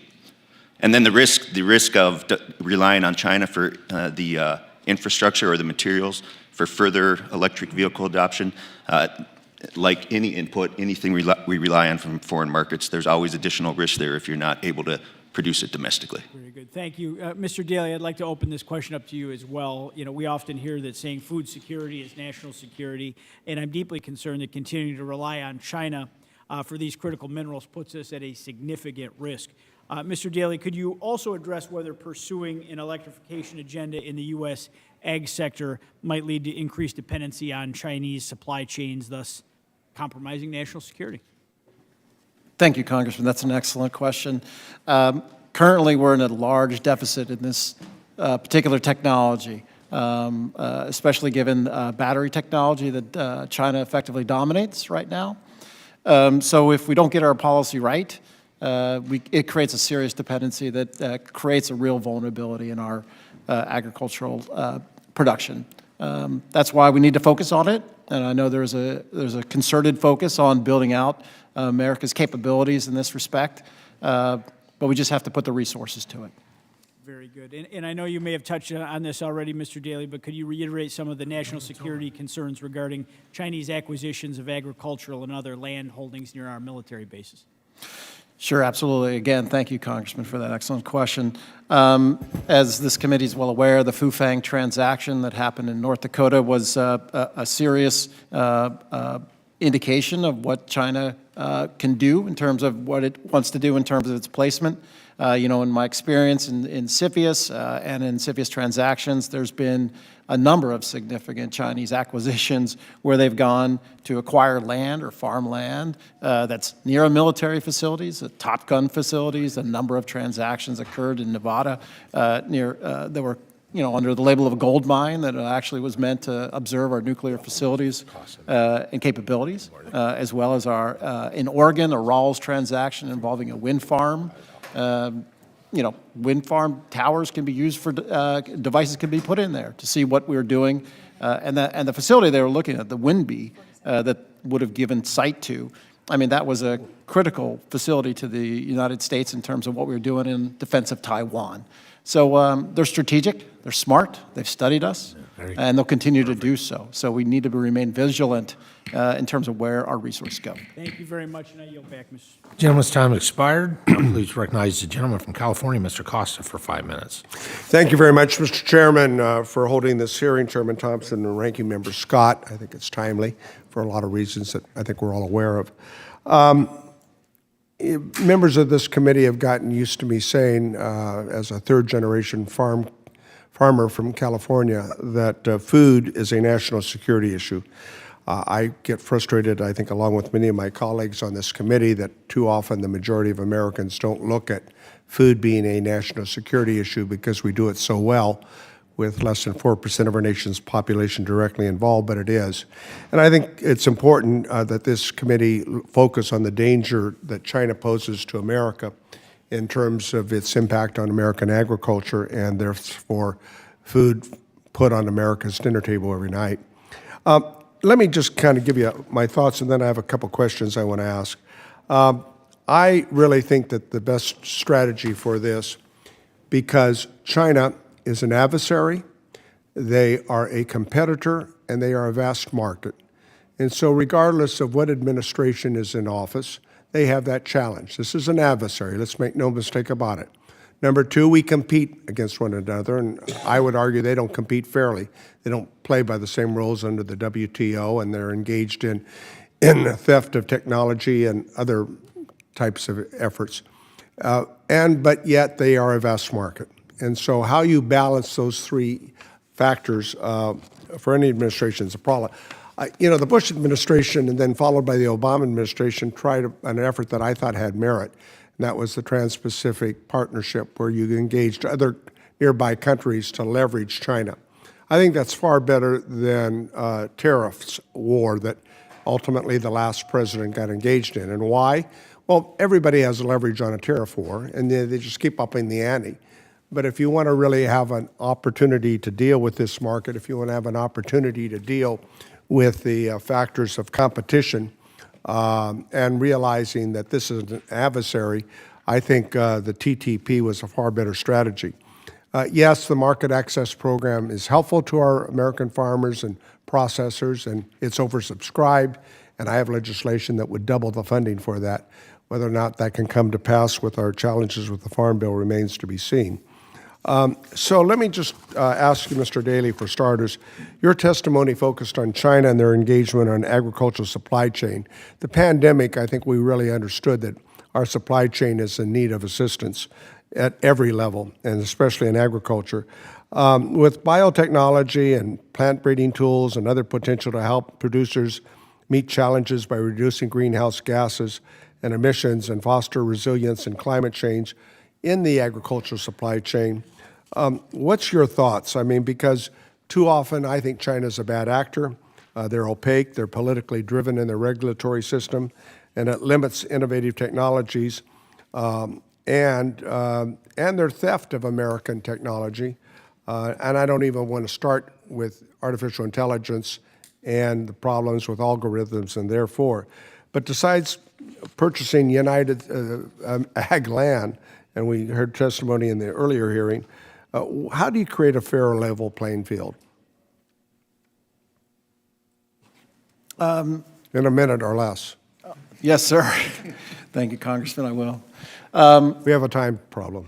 It's It's difficult and it's multifaceted, and you just have to take it sector by sector, issue by issue, in terms of making it a level playing field with China. In terms of we got to be smart in terms of what we address in China. You acknowledge it's not a level playing field. It is not a level playing field. Absolutely. The Chinese are a state-driven economy. They subsidize where they want to subsidize, and they will destroy markets and our U.S. production capabilities where they want. Do you think in the supply chain issues, and for the rest of you, we passed the bipartisan $1.2 trillion investment in infrastructure in the last Congress, and I think when we look at our ports and harbors and we look at our supply chains, California's dairy industry is very dependent upon those feed trains coming in every week to California. But the whole essence of the supply chain and food development, production, value added, that we invest some of that infrastructure in our infrastructure? Yeah, I think a number of bills that were passed by Congress in terms of bringing up and strengthening our infrastructure are absolutely critical. There's a lot we have to do in terms of our capabilities there. Mr. Chairman, my time's expired, but I don't know if any of these other witnesses care to comment about how we use to improve our food supply chain and dealing with the competition of China. Well, I think it's clear the United States is the reason we're a dominant power in food systems is because of our natural resources. We've got a large concentration of highly productive soils. We've got 14,800 miles of navigable waterways, much more than any other nation, Germany or China. And we need to leverage those resources to be competitive in the world space on selling our commodities and crops and food around the world. When I look at that infrastructure, though, I look at our dams, our locks, our ports, they're aging. And I know the infrastructure bill was supposed to make an impact there. But if you look at the Civil Society Engineers Association, they come out with reports that we really get a D rating on our infrastructure. Well, currently, but I mean, we just provided the funding. We're now ambitiously trying to do just what you said. We're doing it in California. We're rehabilitating a lot of aging infrastructure and water. I don't know if you care to comment. My time's expired. Just quickly, if there's time, Mr. Chairman, just to say the egg community and producers, and specifically ASA, are actively involved in promoting and advocating for investments in infrastructure, whether it's ports or rail or rivers or dams. The Water Resources Development Act that Congress reauthorizes, another important tool to help farmers and to make sure we have the necessary infrastructure to move our product and move it efficiently and sustainably. Thank you, Mr. Chairman. Gentleman's time has expired. I've been notified, we are in the middle of a vote series. 3 votes have been called about 10 minutes ago. So we're going to go to one more question, and then we're going to recess. And we will be returning immediately after the 3rd vote. And so I'd please recognize the gentleman from South Dakota, Mr. Johnson, for 5 minutes. Thank you, Mr. Chairman. I'll start with Mr. Gackel, and I'll note that I'm on the Select Committee on the Chinese Communist Party that is led by Mr. Krishnamurthy and Mr. Gallagher, who we heard from earlier. And I've gotten a little bit of a reputation, Mr. Chairman, on that committee for talking about soybeans all the time, because it is really hard to overstate the role of soybeans in this relationship between China and the United States. And Mr. Gackel, that's why I was so pleased that you talked about soybeans as, I think you said, the prime casualty of the 2018 trade war. In that environment, we know how important diversifying our markets are. I want to be polite to Ambassador Tai because she's brilliant and hardworking. I think it's fair to charitably say that the trade agenda, at least with regard to new trade deals, has been pretty lukewarm for this administration. If you all were going to look at market access, are there specific markets that you think are ready to pop and that would reduce the amount of leverage that China has over our nation and over soybean growers? Thank you, Congressman. Very good questions, and I'm glad you asked them because there's a lot of work that we are doing in that area. It's important to remember, we are involved in 112 different countries, 112 different markets. When I say we, it's U.S. soy. It's not just ASA. It's other soy partners that we work with. Making those investments, trying to find new and emerging markets. We have a program within American Soybean Association, WISH, the World Initiative for Soy and Human Health. It's a very important program. And it partners with farmer-invested dollars through the checkoff. But what markets are ready to take that next leap? I think, South Asia, Indonesia, Japan, Korea, there are places there. I think, North Africa and Europe, there's some potential there. There's some regulatory issues with getting more into Europe, but they're a big buyer. Mexico is a big buyer, so there are opportunities in different places. And that's long term. It takes a long time to build a market. So in the short term, to replace the scale of China, just very difficult. But be assured, and let's be honest, we are working. 60% of South Dakota soybeans go to Asia. Right. China is overwhelmingly the purchaser of those. Of course, replacing the markets, we're all in on the joke. You're not going to replace that market. But I do think if you reduce the concentration, then that does help make sure that we're not at such a power asymmetry. Ambassador Tom, feed in here. What are your thoughts? Certainly. So, in terms of new markets, I agree. The Southeast Asia market is a market we need to look to. We need to look at some of the places in the northern part of South America. Colombia is a good trading partner. We've got some real problems with Mexico right now. I hope we get those resolved sooner than later. And I'll say this as well. There's quite a bit of work going on in Africa. I agree. We have to diversify our customer base. I think we're already on the road to losing more of our market share into China. We have to be aware of that. I don't know if we can get in front of it. We need to do what we can to retain that trade, but we cannot sacrifice our own national security and our food security in our own country. So we got to make sure we stay on top of that. Well, and I would just note, Ambassador, you're exactly right. And this, we should all be underlining the importance of American soft power. When we talk about the global South, when we talk about Southeast Asia and Africa, we cannot allow unfettered Chinese leadership in those areas. People, they understand the almost a deal with the devil they are making in the Belt and Road Initiative or in other Chinese deals. They are looking for American leadership, and unfortunately, too often, America is receding back into ourselves a little bit. I'm sure you've seen the same numbers I have, Mr. Ambassador. In public opinion surveys in Africa, more respondents will say they view China as the leader of the world than America. That is a major problem. I interrupted, sir. Other thoughts on that topic? Yeah, in terms of Africa, we put more money into Africa than China does, but we don't ask anything in return. Yeah. China will always go in and do something, whether the World Bank came in and gave a loan to a certain particular nation. They default on that loan. China comes in and creates a debt spiral on it. Then they end up getting mineral resources and other resources that the country has, in turn, and taking on that loan too at a very big discount. So we do have a threat of them continuing to ask for something every time they go to a nation. We ask for nothing. Thank you very much. I wish I had another 5 minutes, but my time is running low, Mr. Chairman, and I would yield. The gentleman yields back. The committee stands in recess till immediately after casting the third vote in this series.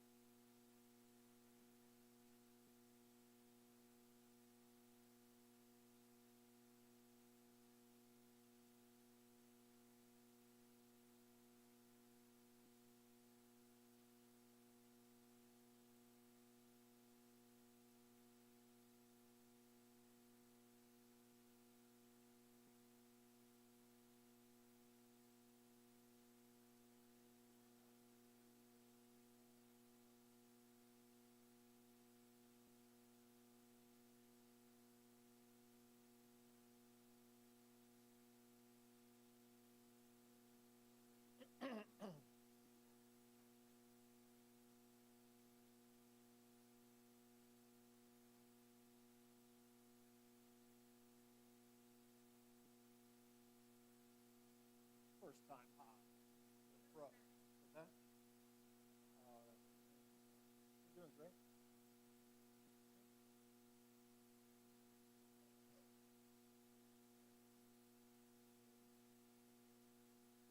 The TPP issue. I mean,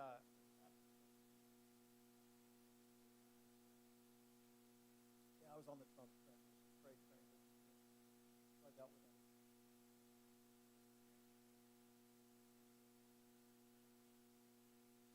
Yeah, for me, I did state on enterprise policy discipline, and it was in that, and I wanted it.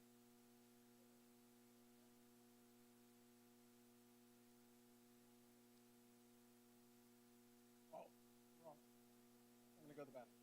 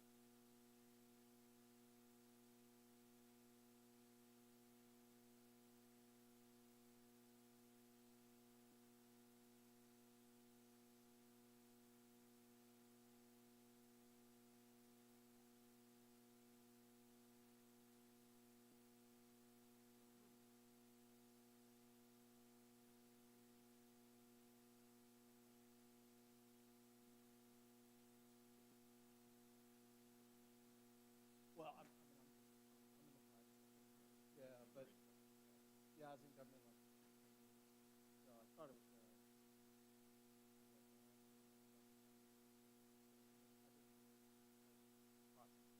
really wasn't. I didn't do anything. But I did.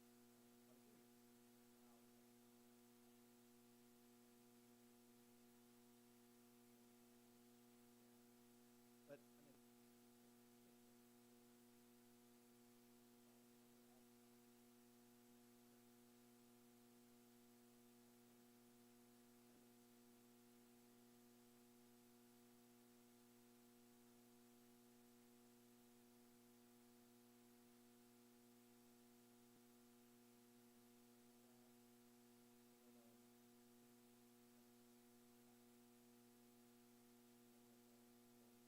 I mean. And then went back.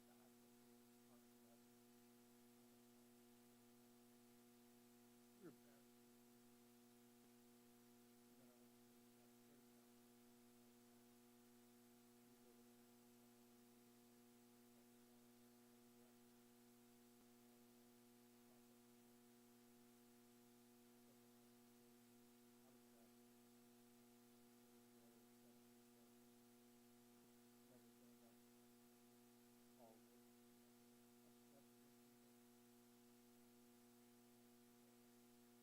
And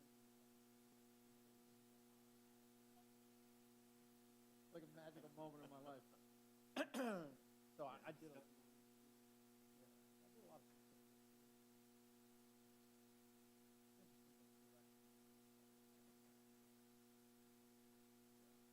So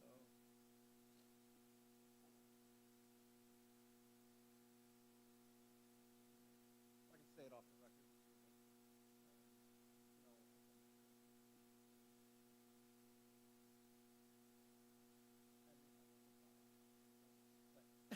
On the docket of things to do. Right?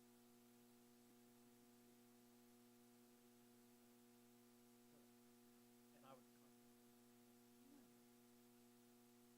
with a product,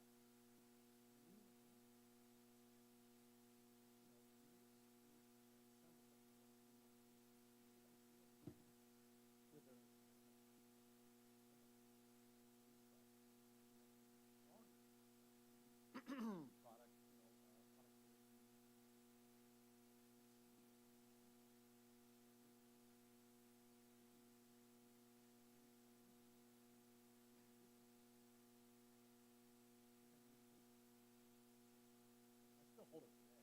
My colleagues.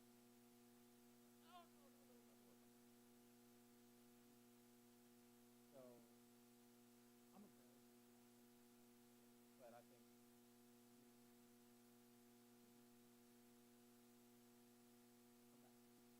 going to be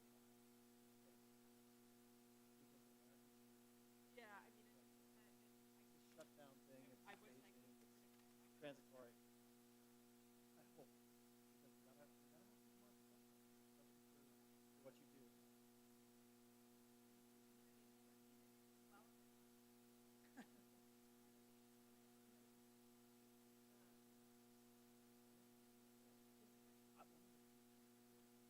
Well, when I was in government, we did a whole thing with problem.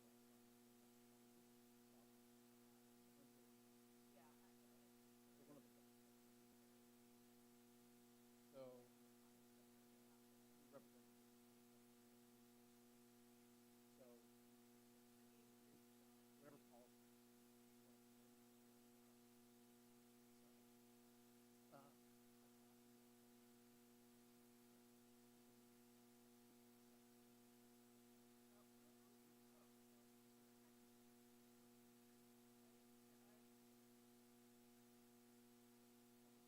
they don't really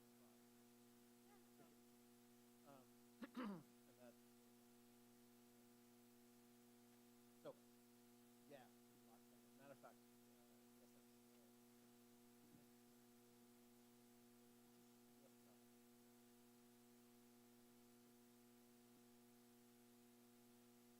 I get it.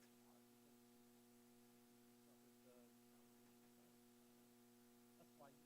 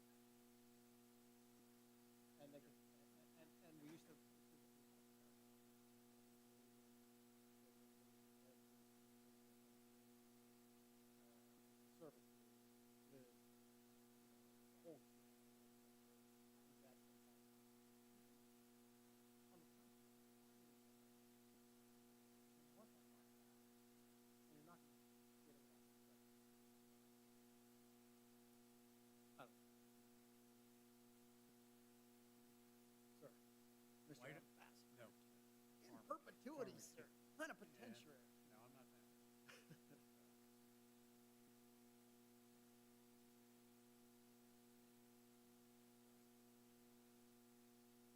that. They just did a thing.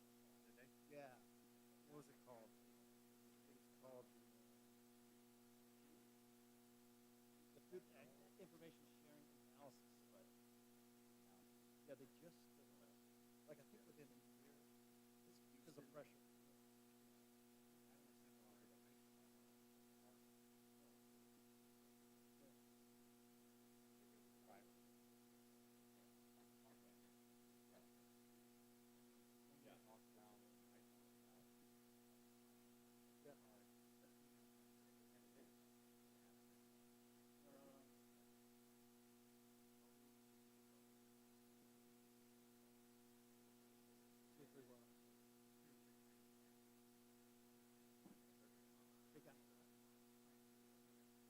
Yeah. Yeah, yeah.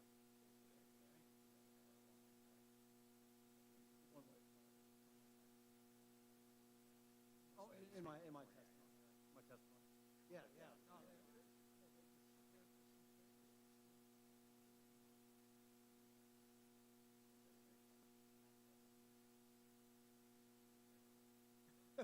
that's good. I like that.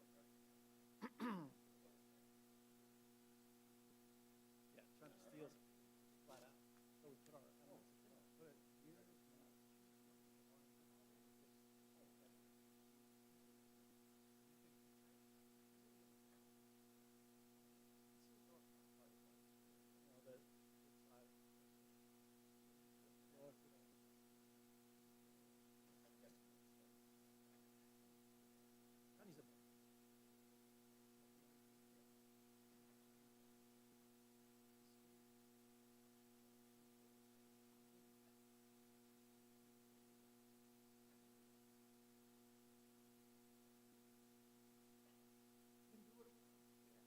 There's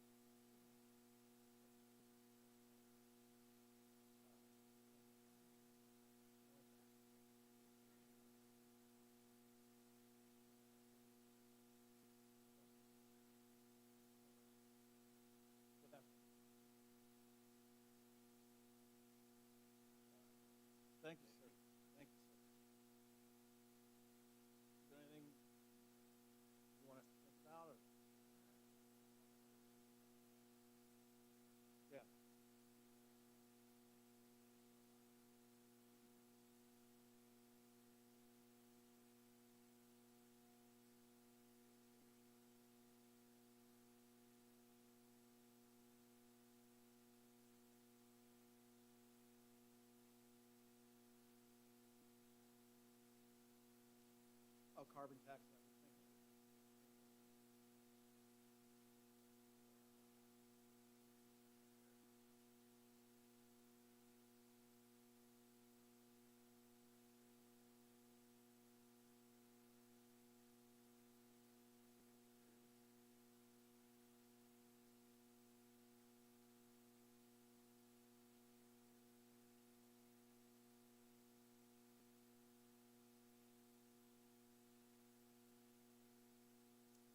So you're thinking sort of carbon border tax on some of the goods that kind of comes in, addressing that?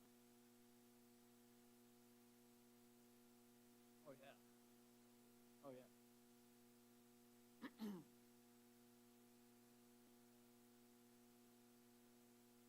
Yeah.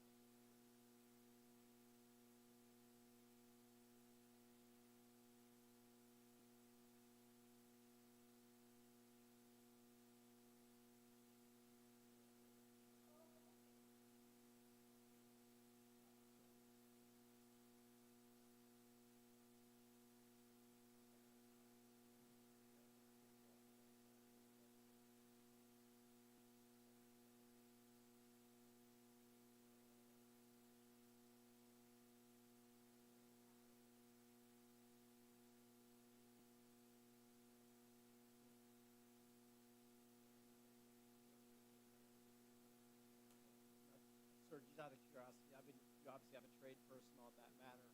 You realize that becomes an export subsidy. China can say we have a countervailing duty. They can put an additional countervailing duty. Not that they can't matter anymore since we decapitated their. Yeah. Oh yeah. I mean, that's why the WTO has become ineffective. Yeah. So no, I'm with you. I'm with you. Yeah, just adding that little point. But I'm with you. I'm with you. Absolutely.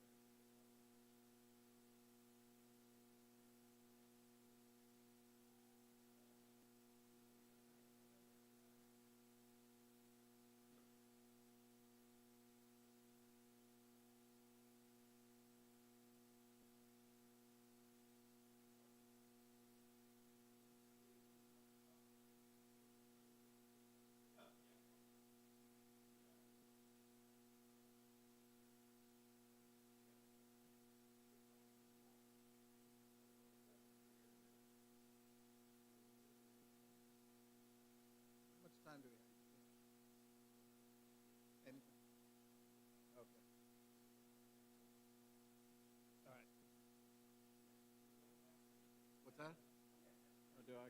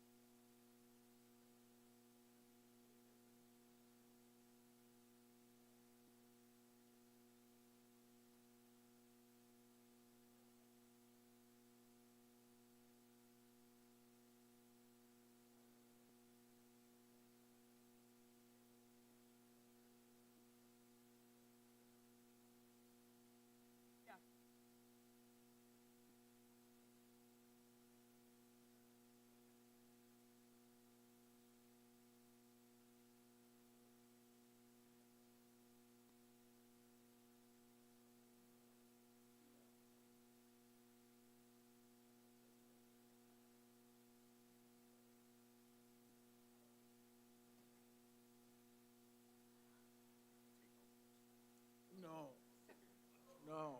I know something. You know that.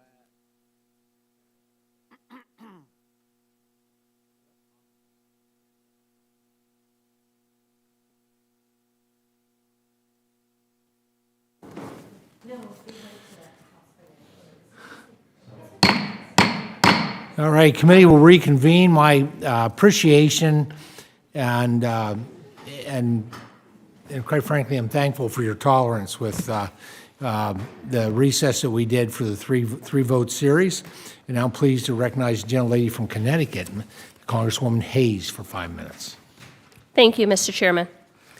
Over the past few decades, China has significantly broadened its economic and political influence, especially in the agricultural sector. The Belt and Road Initiative is a massive China-led infrastructure project that aims to stretch around the globe. The project has expanded to Africa, Oceania, and Latin America in the decades since its inception. According to the American Enterprise Institute China Global Investment Tracker, China has invested nearly $77 billion in foreign agricultural products between 2013 and 2023. Currently, 783 million people across the globe are facing chronic hunger and growing more and more dependent on the agricultural structures developed by China. Ambassador Tom, during your time with United Nations agencies, you saw firsthand the importance of global food security. Why is it important for the United States rather than China to lead the world in solving global food security? When I look at participation, first of all, I served the State Department of the United States of America and the President of the United States. I didn't work for the World Food Program, but I did have oversight over them. To answer your question, I understand why the Chinese are doing what they want to do to improve their food security. I mean, I think they've been through the last century a couple famines that have affected, and we've seen where famines can turn governments around. There's a French Revolution, and there's one happened in Russia, obviously, and many others. But the reality is they're going to continue to invest, and they want to make sure that they capture as much U.S. innovation to accomplish their goals as they can, and they don't want to pay for it. So what are some best practices that we can employ to build trusting relationships with other countries? I think what we've got to do is, first of all, I believe we need to diversify our trading partners. That's one thing we need to do. Best practices would also include making sure that we have the Foreign Ag Service at the USDA representing all of our agricultural commodities and products, travel the world and make sure that we continue to increase exports of our products here. Thank you. Our leadership at the international level depends on our relationships with our allies and those who look to us for guidance. I've long been a supporter of programs like Food for Progress to support U.S. commodities and developing democracies who are working to build their agricultural sectors. If these programs and collaborations with developing countries were underfunded, can we expect China to step into that role? No, they will not. If you look at funding from China and food security issues, in one hand, they'll tell you they're the second largest economy in the world. On the other hand, they'll say we're a developing economy, we can't contribute to solving world hunger. The U.S. plays anywhere from 40 to 60% of the World Food Program budget, which, like I said, over a year ago is around $14 billion. If we can do anything, we need to create resilience and capacity in food systems, but it needs to be driven by the private sector, not the UN organizations. The private sector holds the IP, the knowledge, the capacity financially, and the ability to improve food systems, and that's where we really need to support growth in food systems. Thank you. I listened to the last panel and this panel as well, and I think one thing is clear. We have to discuss food policy as part of any national security conversation. Anyone who's watched this committee for more than 30 seconds know that hunger, food security, feeding programs, those are issues that are near and dear to me, and they're not just about charitable responses. It literally is national security. So I thank you all for being here today. Ms. Chair, I yield back. Gentlelady yields back. Now please recognize the gentlelady from Illinois, Ms. Miller, for 5 minutes. Thank you, Chairman. Thank you all for being here today. I'm so glad to see that this topic is getting the attention that it deserves. So last year at the beginning of Congress, the first bill I introduced was to ban China and our adversaries from purchasing U.S. farmland. I'm extremely concerned about the loss of production agriculture in the United States. We are losing fertile farmland to solar panels because of the green bad deal, and our adversaries are buying up our farm ground. As a farmer myself, it's extremely important to me that we're preserving the family farm for the next generation and not letting China buy our farmland and covering it with solar panels. Ambassador Tom, I know you're concerned with China's growing influence in Africa, especially in their agriculture industry. Can you talk more about how you see this as a threat to the U.S. food security? Yeah, I see it as a threat in a number of ways. Obviously, you know, we want to restrict as much Chinese ownership of our land as we can. We need to make sure that there's many ways that they can have the ownership of this land through different structures that hides the identity of who actually is involved in that process. So we need to do a better job there. I'm not sure USDA has the resources today, maybe they do, to accomplish that. But to your point, we've lost 150 million acres of arable farmland in the United States since the early 1980s. 150 million. Today we're losing at the rate of almost 1,800 acres an hour. Wow. It's accelerated during the stimulus bills that came out. But I also look at this. I look at how much land the federal government has control of as well. Mm-hmm. So we need to make sure that the American farmer still has the access to the land that we need to have to produce the food, fiber, and energy, not only for the United States, but for the world. Absolutely, and I want to say that I'm here to represent food production and to defend our ability to feed ourselves. Do you think this poses a similar threat to our energy sector, as China's actions in Africa also allows them to monopolize critical mineral production? I've seen it all across Africa. A year ago, I was in Sudan, and we saw the Wagner Group. We saw China. I've traveled extensively throughout Africa, and that theme continued everywhere I went. And the conditions people were working in, the mining of materials, I think they control like 65, 70% of those critical minerals. Mm-hmm. And, of course, take them back to China, process them, and then sell them to the United States for solar panels. To take away farmland in the United States. We just lost 600 acres this last winter to solar panels. It's got to stop. Absolutely. You know, the crops we were producing were sinking as much carbon as those solar panels are probably going to produce in terms of changing the climate. So we need to pay attention. I also have a bill to prohibit solar panels from going on Class A and Class B farm ground. Do you think that the left's push for, quote, more green energy is making us more reliant on China, since we need critical minerals to produce solar panels? There's no question that that's all a part of it. The thing is, I think what we need to look at is what are the costs to implement these policies to bring green energy to the United States? You know, it comes at a large cost to obviously construct solar panel fields, the wind turbines, all these different things. And I'm all about saving the environment. I'm all about doing what we can to protect the world we live in today. But the reality is, not only are we going to pay through this through incentives to put these solar farms in, but at the same time, that energy is going to be much more expensive. So whether it's energy or food, these climate initiatives are going to be inflationary to food cost and energy cost, and it will affect those that can least afford it the most. Yes, and everything goes back to energy. China's human rights record is terrible. We don't need to do things to strengthen them, and we all know that they're opening a coal-fired plant every week while we're being driven to these policies that make energy unaffordable and unreliable. And then not only that, taking our productive farm ground out of production. This is a critical national security issue, and we cannot let China take control of our farm ground or our energy sector. Thank you so much. Thank you. Gentlelady yields back. Now please recognize Dr. Adams for 5 minutes. Thank you, Chairman Thompson, and also to the ranking member. To our witnesses, thank you very much from both panels. Actually, we had an earlier panel. I do want to get clear on one thing because I worry that we're getting our timelines wrong. The tenor of today's testimonies seem to suggest that China's entry into the U.S. farmland market was the beginning of agricultural consolidation and small farm exclusion. However, decades of corporate concentration in the food system are missing from the conversation.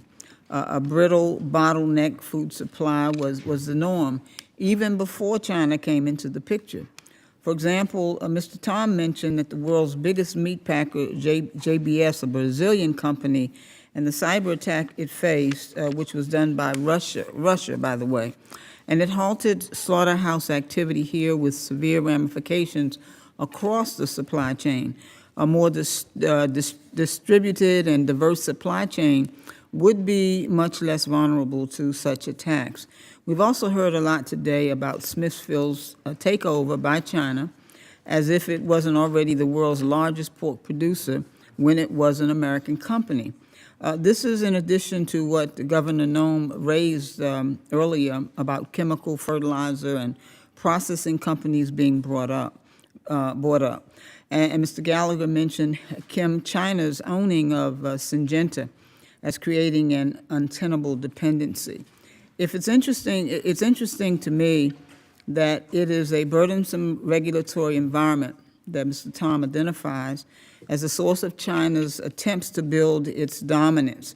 When 100 years of poorly enforced antitrust laws, a lack of regulation, has concentrated our food system so much that it has now become its most vulnerable to foreign threats. And so, having said that, my first question for the panel, if you could briefly respond, is do you believe that market concentration or vertical integration is a threat to national security? Each of you. I'll start out, I guess. I'm a family farmer. I'm 7th generation. Our family's been in this country 10 generations. We've been farmers ever since. And yes, we have grown. We've been successful. We've invested. We've taken risk. Sometimes not always the best risk. We have failed. But at the end of the day, we're a family farm. Are we larger? Yes. But it's because we took those risks and we were successful. We also worked hard. So yes, consolidation has taken place, but there's plenty of room for all size of farmers in the United States. Right. That's what I like. I started with nothing. Okay. I came into the family farm and I grew my own acres. I bought my own equipment. I took the risk. I took out bank loans. I took out a farm service agency loan to buy my first farm. But we've grown over time. Okay. Farming, it requires a lot of capital and it requires a lot of people, but it also requires a lot of investment in education to make sure you're a viable enterprise. Thank you. Gentlemen? Yes, sir. Thank you for the question. It's very complex and complicated, and I agree with Mr. Tom that, there's going to be all sizes of farms, and relatively speaking, when it comes to consolidation, there'll probably be winners and losers to that. But rural America, and it's a little bit different than it is in North Dakota than it is in Indiana, of course. But to the extent that consolidation leads to further loss of certain size farms in different parts of the country, that could be something that would cause some concern. But I think you're right. It's our egg system is going to require all sizes in all places, more than likely. Thank you. Would you like to comment, sir? Oh, I agree with the gentleman here.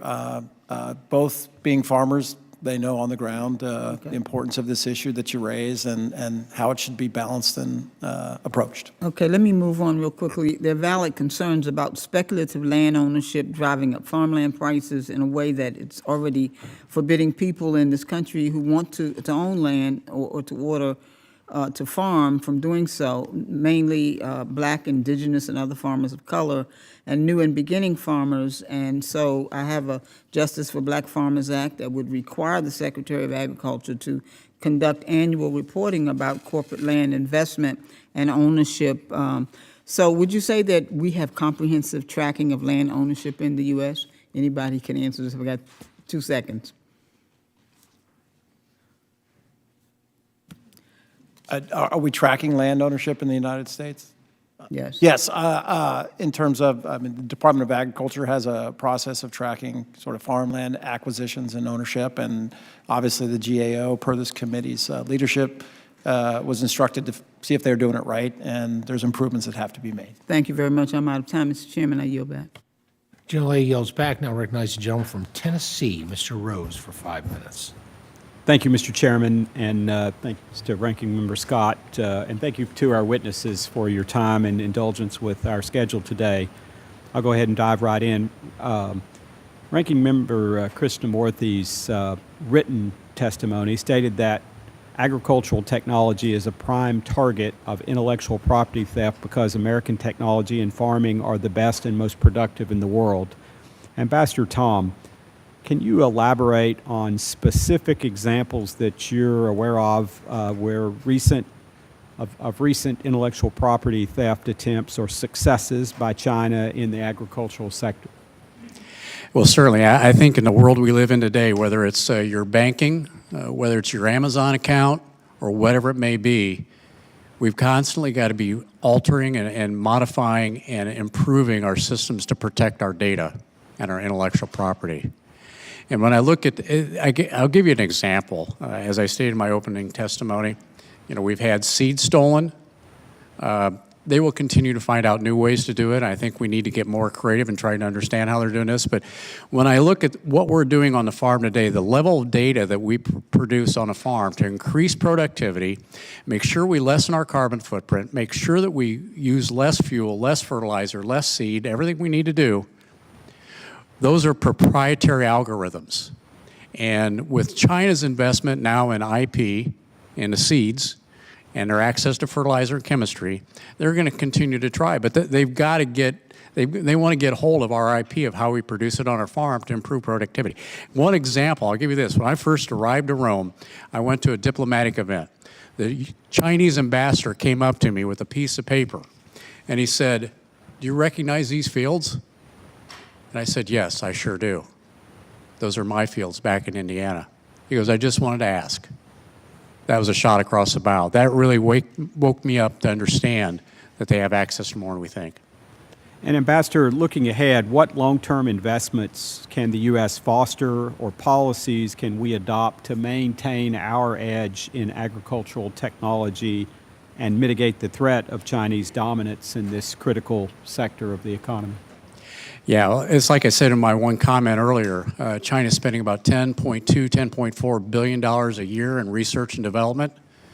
Today, we leave most of that up to the private sector, which is good, but I think we need to see more collaboration between the university system and extension, and we need to invest more in research and development between the private and public and our universities, our land grants, to make sure we remain competitive. If we don't, we're going to see increased productivity in China that's going to supplant our markets around the world. Thank you. Shift gears. Mr. Daly, in your written testimony, you mentioned that China restricts nearly all foreign investment into its agricultural sector unless companies incorporate in and share data with China. Can you elaborate on how this lack of reciprocity in market access disadvantages American agricultural companies and how a policy of reciprocity could help level the playing field? Thank you, Congressman, for that question. It's very important. Yes, I think we have to really consider a policy of reciprocity in terms of what actions China does, in terms of U.S. investments in its country, and what we should do on the counter side, on this side of the aisle. And I think it's smart engagement with China, to be able to engage them and to say, look, you have these policies that restrict our investors and our capabilities, so we're just putting those measures in place on this side. So I think it's a smart policy that should pervade the agricultural space as well. Sure. And finally, Mr. Gacke, in the time remaining, I mean, obviously you recognize that the target is kind of squarely on soybean producers in this country in terms of being kind of caught between the motions of what we do and what China does. and we talked before that we restarted. As the soybean industry thinks in the U.S., as you think about the challenges from China, if you had one takeaway for us today about what we need to be thinking about, what would that be? To choose just one in 15 seconds, I think the important thing to recognize, and I mentioned it in my oral comments and in conversations here today, but we are working hard to diversify and find new markets, we as U.S. Soy, and that work will continue on, but it takes time, it takes years, it takes decades to build those new relationships, and the scale of China being what it is, and just the demand there for U.S. soy and for protein, or for soy, I shouldn't say, but for soy in general. If they don't get it from us, they'll get it somewhere else. Thank you, and my time's expired. Thank you for your indulgence, Mr. Chair. Gentleman's time has expired. Now recognize the gentlelady from Virginia, Mrs. Spanberger, for 5 minutes. Thank you, Mr. Chairman, and thank you, gentlemen, for joining us today. I am a former CIA case officer, and as such, I do understand the threats posed by the Chinese Communist Party's aggressive influence campaigns, as well as its attempts to target U.S. national security interests through seemingly innocuous transactions. And as the only Virginian on the Agriculture Committee, I am committed to protecting our Commonwealth's farms and farm families from our adversaries. As you all well know, the Chinese Communist Party's attempt to control American farmland go beyond mere investment. They represent a strategic maneuver to gain leverage over critical aspects of our economy and food production. And this control can lead to compromised agricultural practices, exploitation of natural resources, and unfair competition against American farmers. That's why I was proud to lead the bipartisan Protecting America's Agricultural Land from Foreign Harm Act. The bill recognizes the threats posed not just by the Chinese Communist Party, but also by Russia, Iran, and North Korea. Buying up American farmland can be a tool for eroding our nation's food security, economic security, and national security, and we need to take steps to push back against these efforts. If there's time permitting, I have a couple questions about CFIUS, but Mr. Gackel, I'd like to begin with you. As a Virginian, I represent many soybean farmers. One of Virginia's top agricultural exports is soybeans, and just last week I was speaking with a producer who mentioned that while he sells the bulk of his soybeans to China, it concerns him, the shifts in the global soy market, and he is, like so many other Virginia producers, still impacted by the shifts in the market that occurred because of the trade wars initiated some years ago. So you've mentioned how maintaining trade relationships with China is important for the success of America's soybean industry. And I would first ask, as in response to my colleague's question, you were talking about diversification of markets. Do you have any suggestions for how Congress could help American soy producers as they seek to gain access to diverse markets? Yes, thank you for the question.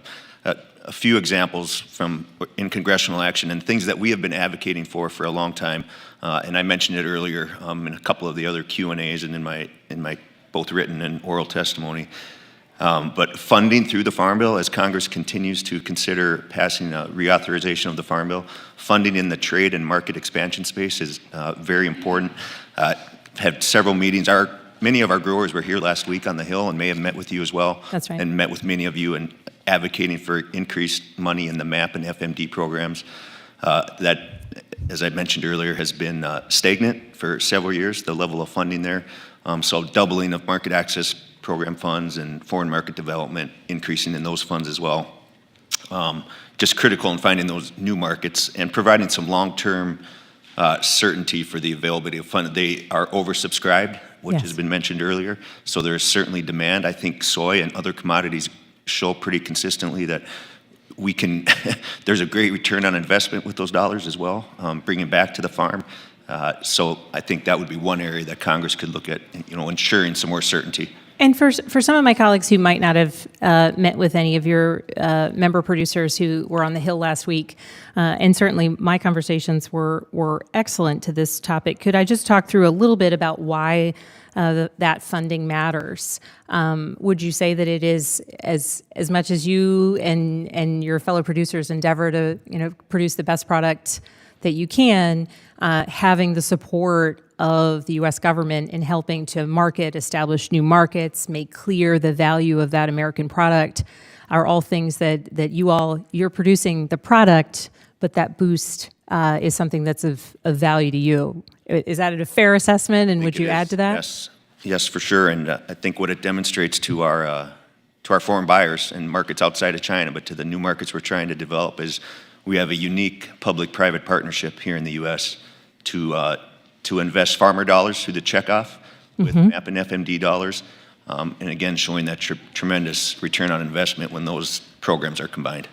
And particularly, when you are looking at the challenges and the risks that soybean farmers have faced over the past couple of years, in the final time, is there anything that you want to make sure that members of this committee understand as we head into kind of finalizing this farm bill? Well, say the last part again, the final. As we head into finalizing this farm bill. I think, okay, yeah, I would thank you for the question. Just farmers, like most businesses, are trying to reduce risk, manage risk, provide some certainty to their operations, their family farms, their businesses. And I think short-term extensions of the existing farm bill provide some certainty, but not the level of certainty that's needed over time. So a full reauthorization sooner rather than later in this calendar year in this Congress would be helpful. I think on that we are all aligned, and I yield back, Mr. Chairman. Thank you. Thank you, sir. Thank the gentlelady. Now pleased to recognize Dr. Baird from Indiana for 5 minutes. Thank you, Mr. Chairman. And I really appreciate all you witnesses being here. We always learn something that's very useful for decision-making purposes as we talk about the Farm Bill. So I'm going to start with another Hoosier that has quite a presence in the state of Indiana. And so, Mr. Ambassador, I would like, you made reference that we need to expand our markets into other markets, and you certainly have a tremendous knowledge in that area. So can you expand on that? What other countries and so on that we might be interested in? Yeah, I mean, I think USDA is now starting to get out. I've heard of a number of trade missions that have taken place over the past 6 months into Africa to discover if there's some opportunities. It all comes down to funding. Do they have the money to buy the basic raw ingredients, whether it's a commodity of soybean, corn, wheat, flour, rice, whatever it may be? Do they have the money to buy it? And I think that's the biggest thing that has to be developed there. But I come back home and I say, what can we do here in the United States of America to find more value-add opportunities for the crops we produce, because we're going to continue to grow yields, hopefully. And as we do that, and if we lose some markets or we have some diminishing markets because of other places like Brazil and Argentina coming on and supplying China, we better find a way to use up this crop. I mean, I think biofuels have been very good for the industry, have been good for the environment, been good for our economy, but we need to continue to look further. I know sustainable aviation fuel seems to be slowed down a little bit, but at the end of the day, we need these products. We need these opportunities to make sure we have a vibrant economy. But again, value add is what we need to be doing. I really don't want to export a kernel of corn or a bean. I want to add some value to that before it leaves the shore of the United States, because it creates jobs and creates employment. Absolutely. I couldn't agree with you more. I've said quite often, because agriculture is my background, but, this country does such a wonderful job in quality of product, and then we have the logistics to be able to get it to anywhere in the world. And I think that's a real asset and a marketing tool for us, too, as well as what you just said. And what you said was extremely important. But I want to switch over now to Mr. Gackel. And technology, science, and research is kind of my background, and I'm a strong advocate of that. And now China, is trying to take over the world. And I go back to the time when I was at Purdue, and I know we went down to Brazil to show those folks how to raise soybeans for what was called humanitarian reasons. And so then I remember a professor coming back, and I asked him how that was going, and he said, extremely well. He called me Jimmy, but he says extremely well because he said the only problem is those soybean fields have armed guards around them. So we really didn't do much to help the humanitarian efforts in that area. What we did do, though, is we taught them how to raise the soybeans, and then they went on the world market. So I guess I'm just really asking what your thoughts are on how much we should invest in research, how important technology is going to be to improving our productivity. Thank you, Congressman, for the question. Fits in well here, and I'll just start out by saying technology and adoption of new technologies on our farms and on the farm I work, I come from in North Dakota, but farms across the country just more and more important in being efficient and reliable producers and sustainable, financially sustainable in the long run to have those technologies and those tools. The information that we're able to gather as growers to help us make better decisions each year as we're planting a new crop and harvesting a different crop, the information we get back from that technology is just essential in making those decisions. And then when it comes to just operating in our operations efficiently and reducing the reliance on inputs, we talk about, well, if we're too reliant on domestic or foreign production of chemicals and fertilizers and seeds and anything else, farmers, we're very strong consideration in what it's costing, the cost of production for our crops. And so these types of things, and there's certainly concerns around data privacy and use of that data and who does it belong to, it's farmer information, so we really want to make sure that we protect that as well. I got one last question for you. We talk about precision agriculture. Do you have one of those planters that you can plan 10 or 11 mile an hour and still get it Well, in? sir, that's a great question. You'd be interested to come to my part of North Dakota and know that even if I did, I probably couldn't use it because we have some other obstacles in the way. I hear you. Thank you very much.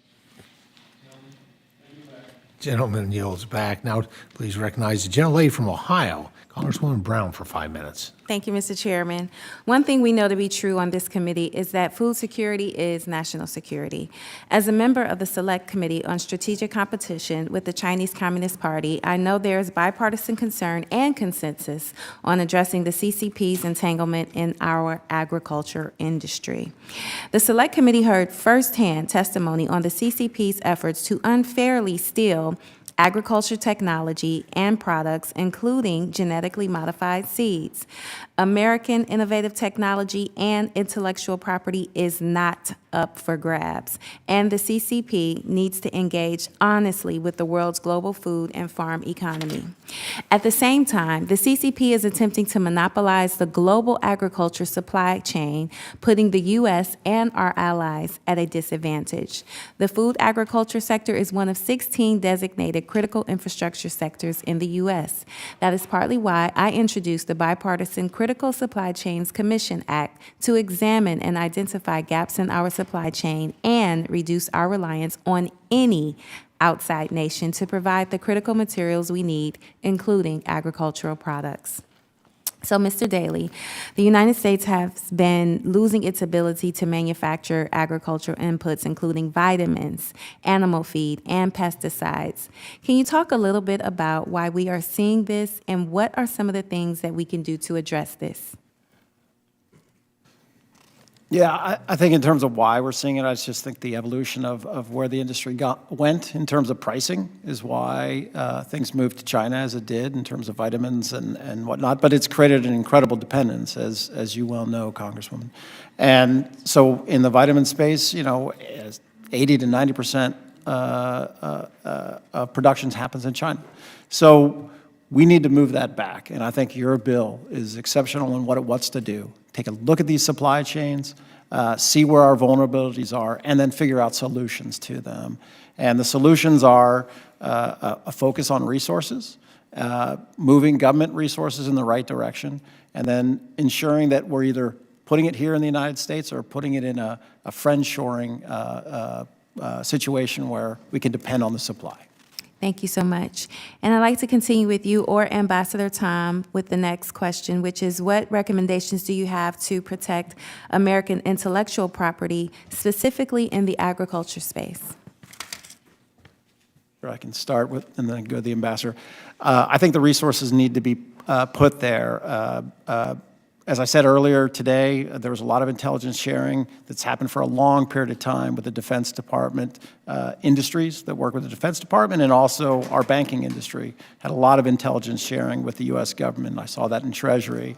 I think that intelligence sharing resource has to go to the Agricultural Department now. I know they've stood up a new entity that's going to be doing more sharing of intelligence. There's obviously logistical issues with sharing it in terms of sources and whatnot. But I think as the Department of Agriculture gets more familiar with that back and forth with industry and trust, we'll be able to build a system where we can have more responsive engagement with industry and address the national security matters. Ambassador? My response to that would be that, I've never seen any service or activity that can't be done better by the private sector than the government. And so I believe it's up to the private sector to work to make sure that we can protect this intellectual property. Certainly welcome any support we can get from the federal government or state governments, but the reality is it's up to us to work hard to make sure that we're protecting this IP, whether it's data, whether it's genetics, whether it's chemistries. I want the private sector to work on this because I think they're best positioned and best able to meet that need. Thank you both. It is abundantly clear that our national security is dependent upon a safe, resilient food system. I look forward to continuing to work on these important issues with my colleagues. And with that, Mr. Chairman, I yield my remaining time. Generally yields back. Now recognize Mr. Feenstra for 5 minutes. Thank you, Chairman Thompson, and thank you, witnesses, for being here today. This is a topic that we really need to address, and I'm so grateful that you're here. I want to play off Dr. Baird and what he said when it comes to intellectual property and what's going on. And I'm from Iowa, probably the district that has the most corn and soybeans growing anywhere in the nation. Our land sells for about $30,000 an acre, at least it did about several miles from my house a couple months ago. One shocking story from my state, and Representative Gallagher noted this, that a person was spotted in a field in Iowa digging up hybrid corn seeds and was eventually found out that they were sending these corn seeds back to China. This PRC national was later arrested and admitted that he was involved in a long conspiracy to steal trade secrets from our two major U.S. seed companies. And you think about it can cost nearly $100 million to have these new hybrids come about. I mean, it takes time and years and all this stuff, and here they're trying to steal them. Mr. Gackel, can you talk about, obviously we know the dangers, right? We know China poses this risk, but how can we, and it's so difficult, how can we prevent some of this IP theft? Well, it's as the group has been discussing today, and those of us amongst the table, I think there's quite a bit of unanimity here on some of those steps that can be taken. American Soybean Association, and I personally as a farmer, recognize how complex and difficult these issues are, but you're correct, the solutions are hard to find. I think it's, I gave an example of public-private partnership when it came into investing in new markets. I think it could be similar on this side of issues as well when it comes to data protection and IP and other actions that are viewed negatively from China. How can the public sector and the private sector, whether it's seed companies, universities, government, find ways to address those complex issues and bring some solutions forward that, for me as a farmer, it does me no good either for those situations to be possible or occur. So looking for solutions from our side as growers as well. I agree, Mr. Gackel. It's a partnership, private-public, from our universities to our companies, you name it. But it's very worrisome to see what's happening. And could you expound on that, Mr. Daly, just a little bit? What are trends that you're seeing in this area? So expounding on it a little bit, I think what's informative is some of the service I had. I remember when I was at the National Security Council and dealing with trade matters, and we'd get intelligence that would come from our intelligence agencies on trade issues that were going on with our counterparts, and it was really lacking. They just didn't have the experience. The intelligence agencies didn't have the experience to be able to go in and focus on that kind of intelligence. So obviously it was mixed with defense and other matters. So I think over time, they got good at it. So I think it's a matter of applying, as you've done here, with a focus on it. That's right. For our intelligence folks, whether that's at Justice, FBI, or NSA, Yep. focusing that resource on what is needed here to address these IP thefts and guard against the taking that's happening. I agree. I want to pivot just a little bit to you, Ambassador Tom. In my district, we grow a lot of corn and we have a lot of pork. And when China has 6% of the pork and beef market, and then a tremendous amount of our soybeans go and our corn, you name it, this becomes a bit of a problem. You mentioned Africa a while ago, that we got to diversify. We all understand we have to diversify. Our biggest problem with going into Africa is the infrastructure, supply chain infrastructure. Can you elaborate on that a little bit? I mean, I think of our dairy, I think of our pork industry, our cattle industry. You need refrigeration if we're going to go into Africa and other countries. And as you noted, that it's really their next step on that food chain of what they want to buy. Can you talk just a little bit about that, Ambassador, of what are the obstacles of us getting into some of these countries? Yeah, first I'll start out by saying that, your point about the livestock and the amount of exports that we have, whether it's beef, pork, or poultry, mainly pork and beef, though, that's going into China, we've seen exponential growth in those two areas. And I mean, the U.S. producers benefited from that and continues to benefit from that. But again, they're trying to replace us on the pork side at least. When I look at Africa, I look at infrastructure, yeah, it's very lacking. There is no cold supply chain. Nope. We've seen very little investment in many countries across Africa. I was just in Sudan, as I said, about a year ago. They're building some toll roads, private companies are, and everything else. But the reality is, once you get into the interior of the country, whether it's there, Tanzania, Niger, Burkina Faso, there is no infrastructure. No, exactly right. There is no infrastructure. And this is where, what we were supposed to be doing at the Food and Agriculture Organization is creating resilience and capacity in food systems, but it hasn't happened. No, and I just want to quick note this. I got a Fridge Act that sort of goes down this path that we can use some of these dollars from the different export things that we have, FMD and so forth. But with that, I yield back. Gentleman's time has expired. Now, please recognize the gentlelady from Oregon, Mrs. Salinas, for 5 minutes. Thank you, Mr. Chair, and thank you to the panelists for being here today. As we think about the impact of China on the competitiveness of U.S. farmers, I think it's also important that we remember that our nation's agricultural economy doesn't really stop just in our fields. In fact, our nation's food and beverage industry is among America's largest domestic manufacturing sectors, and that includes food processing and canned food staples that millions of Americans rely on every day. I'm proud that my home state of Oregon plays an important role in this industry, being a critical supplier of canned fruits in particular. This industry definitely sees the impact of China as well. The China Canned Food Industry Association proudly touts record-breaking growth for Chinese exports to the United States, threatening thousands of U.S. food manufacturing jobs and economic activity in states all across the country, obviously including Oregon. Further, consumers may not even be aware that canned goods they're purchasing are produced in China. In some instances, American-grown canned goods are mixed in with Chinese-grown products and sold under the same label, making it difficult for consumers to know what and the sources of their purchases. And this question is for the whole panel. What policy steps would you suggest to bolster U.S. farmers, reward manufacturers who rely on American-grown and processed ingredients, and ensure consumers know where the food they eat is actually grown?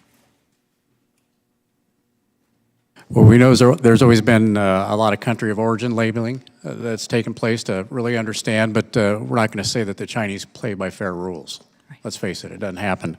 In terms of some of the food processing, yeah, I understand your concerns. I was recently in Alaska, spoke at a conference up there, and the amount of fish that is being shipped out of Alaska for further processing in China and then back to the United States is substantial. And you ask yourself, why can't we do it here at home? What is the headwind that's stopping us from doing that? So whether it's fish, whether it's soybeans, whether it's some other protein product, we need to figure out how we can create the value add opportunities here at home, creating the jobs for the U.S. citizens. Thank you. Mr. Daly? Yeah, I absolutely concur with what the ambassador had to say here. Obviously, labeling issues, tracking exports, tracking imports of what China is doing, and putting a focus on that. Obviously, there's resources at the Department of Commerce and USTR to be able to identify these issues and work with the Department of Agriculture to make sure we are ensuring that China is not cheating on this matter and that we can build resources to produce it here. Thank you. Mr. Gackel, did you have anything to add? Yes, thank you. Just briefly, and very good question, I'll maybe give a specific example of back home in North Dakota and talk about value added and soybean, U.S. Soy, American Soybean Association, working very hard on finding new domestic uses for what we grow, knowing that, as was mentioned earlier, we're not gonna stop growing soybeans, and we're getting more efficient and better at growing a big crop. So finding those new uses and new demand in North Dakota, we have one new soybean crush plant that's come online. So there's opportunity there for the oil and the renewable diesel. But a side product of that, and not a small side product, a big byproduct of that is the new meal opportunities that we're going to have. And when Ambassador Tom talks about value added and those types of opportunities with the new meal that may be available through additional crush plants throughout the country, I think just a great opportunity there to add value to our domestic ag value chain. Thank you. So obviously, China is notorious for its violations of international labor standards, including in the ag sector. For instance, in 2021, the U.S. banned imports of cotton and tomatoes produced in the Xinjiang province due to strong evidence of forced labor practices. Beyond their labor practices, China, as we've heard today, also engages in IP theft, cyber attacks in order to steal data, and have increased their ownership of foreign agricultural land, including here in the U.S. However, as a member of the Congressional Executive Committee on China, I'm focused on both calling out and combating China's bad behavior, while also acknowledging that our trade relationship is critical to the American economy, particularly the ag sector. In 2022, for instance, Oregon exported over $300 million of agricultural products to China. I also consistently hear from constituents about the importance of the market access and foreign market development programs, and the importance of exports to our overall ag economy cannot be understated. So again, for the whole panel, we as members of Congress think about our trade relationship with China. How can we balance the hard economic realities that our constituents face while also combating the Chinese government's egregious behavior? See, time is running short, but quickly, I would just, the more, if there's targeted ways to address those situations to try and diminish the negative ramifications that come back on U.S. producers, I don't have any exact recommendations on what those would be, but maybe just a bit more strategic when it comes to the policies trying to approach those certainly important and real concerns about the situation in certain places in China, but targeted and more strategic, but I'm sure others have better detail on that. Thank you. Yeah, quickly, strategic surgical actions in trade relations. Obviously, sometimes when you go with big actions, you have big responses, but if you do them surgically, according to U.S. laws or building out on the right laws, it's understandable by the counterpart, and usually you don't have a big splash. The only thing I'll add is, it's just been a few years ago that China had, or we had a trade imbalance of China. They had over $500 billion worth of sales to the United States, and we only had $350 billion to China. We've got to find a way to figure that out, how we can increase our sales to China or find other sources for some of the products we're buying from China today. We've got to balance it. That's right. Thank you all. I yield back. Gentlelady's time expired. Now recognize the gentleman from Missouri, Mr. Alford, for 5 minutes. Thank you, Mr. Chairman, and thank you to our witnesses for being here today. Really appreciate that. I don't have to tell you that China has its tentacles in everything we do. They are poisoning the minds of our young people with TikTok. They're poisoning their bodies, wiping out almost an entire generation of young people, killing 100,000 of our fellow citizens each year through fentanyl. I also sit on the House Armed Services Committee, and I represent two very distinguished bases, including Fort Leonard Wood, but also Whiteman Air Force Base, home of the B-2 stealth bomber and soon to be home of the B-21. We're concentrating on being an effective deterrent against the CCP and the PLA. You know, there are some generals who are openly saying that we could be at war with China by 2027. That's 3 years.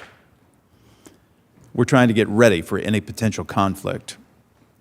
I believe that we have to do everything we can to keep our country safe from China's influence and espionage, and agriculture is a critical part of the conversation. Our food security is national security. We have to be prepared for what could be coming. You know, in 2022, it was the last report shown China owned 383,935,000 acres in the United States of America, and yet you cannot go there and buy land.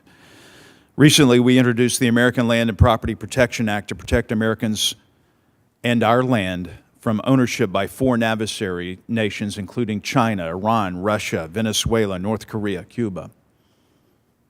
They shouldn't even be able to buy an outhouse in the United States of America, as far as I'm concerned.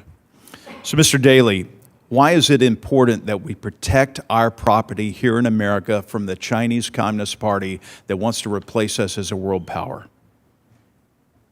Thank you, Mr. Congressman. An excellent question. It's a point of the spear question in terms of what we're dealing and having to address in terms of the Chinese Communist Party and how they've effectuated laws, recent laws over the last couple years that have effectively weaponized private companies, private Chinese companies, and put their private citizens under obligations to report and do what the state wants.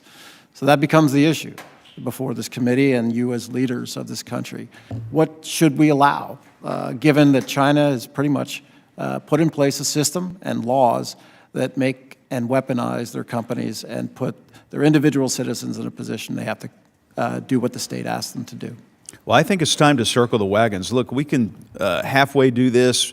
Our governor had an executive order last year prohibiting any land sales within 10 miles of a military base. I mean, that's a good start, but I'm the firm belief Chinese communists should not be able to buy property in America. Case closed. And it may hurt us on trade. I know, sir, Ambassador, you just mentioned that we need to increase our trade with China.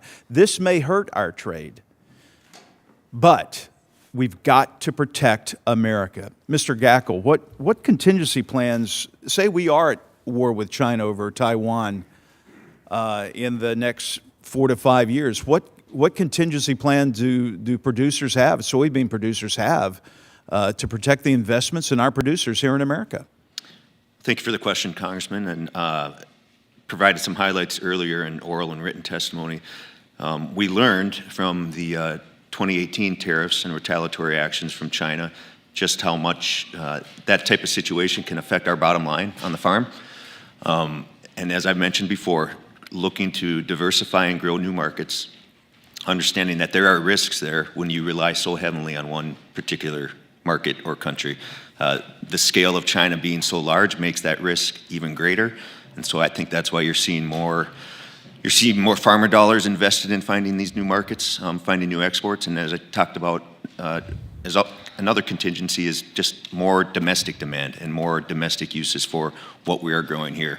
But again, we may continue to outproduce that demand even if we find new on-takers for renewable diesel or the meal that I talked about. So we're going to have to do both. Well, I just want to close. I appreciate you being here. This is a very serious matter, and I think most Americans are asleep when it comes to the threat from Communist China. And I'm here to tell you now, the big bad wolf is at the door, and we better make sure that our house is made of brick and not straw. It's going to get blown in, and it's not going to be a pretty picture. Thank you so much for being here, and I yield back. Gentleman yields back. Now please recognize the gentleman from North Carolina, Mr. Davis, for 5 minutes. Thank you so much, Mr. Chair, and to the witnesses who are here today. Thank you so much for being with us today. As other members have highlighted today, agriculture is a very trade-dependent industry, and China is a top trading partner. How would you prioritize the most practical safeguards that can be put into place that will allow the U.S. agriculture community to export to China and not have markets and prices manipulated by their government or trade wars causing farmers to be the ones bearing the brunt of decisions? Just trying to prioritize. Yeah, when I think about, you're from the state of North Carolina, a major pork producer. That's right. I think whether it's pork or whether it's beef or whether it's the grains we produce on our farms back in the Midwest, there is no doubt, we know our government conducts war games to understand what happens when China inevitably takes back Taiwan. We need to do the same as producers, as an industry, to make sure, how do we react? How do we prepare before this actually happens? Because it's going to happen. He's made comments that it's going to happen. So let's prepare now. Let's not wait for it. In terms of prioritization, again, we have to continue to grow our sales around the world, diversify, continue to sell to China. But again, I think it's time we balance that trade out. Yeah, I agree with the ambassador. There's already a number of companies, major U.S. companies, that are consulting with experts and technicians to understand what the ramifications are if we have a hot war issue with China in terms of their processes of sales globally, in terms of how their supply chains deal with it as well. So I think companies are going that way, and I think the government needs itself in the ag space to really focus in on this. And I think members here today and yourself have made this a big focus in terms of what should be the priorities. And I think this is an exercise where the Ag Department has to work with industry and you all to make sure those priorities are in line with U.S. national and economic security and food security. Super. Maybe to touch on something just a little separate, but in line with those things. So looking at profitability for farmers and what we're trying to manage as risk, I think a priority area, and something we haven't talked about much, is just sending or getting the policy right in D.C., whether it's here in Congress or through the administration, on incentives for further domestic growth, incentives for sustainable aviation fuel. That's one idea we haven't talked much about, but getting that policy right as it's getting developed and trying to get off the ground could be a potentially huge market there for U.S. producers. And then maybe in the regulatory as well, trying to find ways to ease the regulatory burden on producers and streamlining whether it's EPA issues or other or federal agencies when it comes to regulatory types of issues. But getting that policy right as well provides a little more predictability and certainty for U.S. producers. Okay, thank you. U.S. agriculture is the cream of the crop when it comes to productivity, innovation, and producing agriculture further ahead into the 21st century using new technology.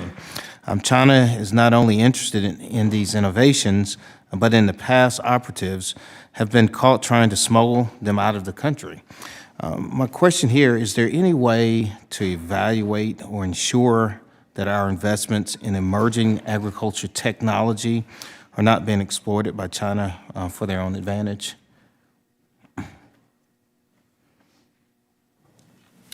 Thank you, Congressman. That's a great question, and it's right on the forefront.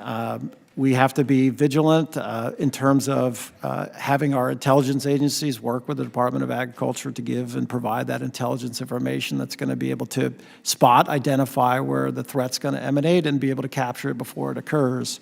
So that's a big part of this equation. The second part of this equation is, I think, making sure we get our cybersecurity systems in line with the agricultural producers. That means making sure we get a wrap on the technologies that are out there, Internet of Things technologies that China is controlling the market on. We need to make sure we friend-shore that or produce it here in the United States. You know, a nation's power is usually predicated upon 4 key pillars. One is diplomatic presence around the world to get involved in any other country that we need to be involved with before a crisis happens.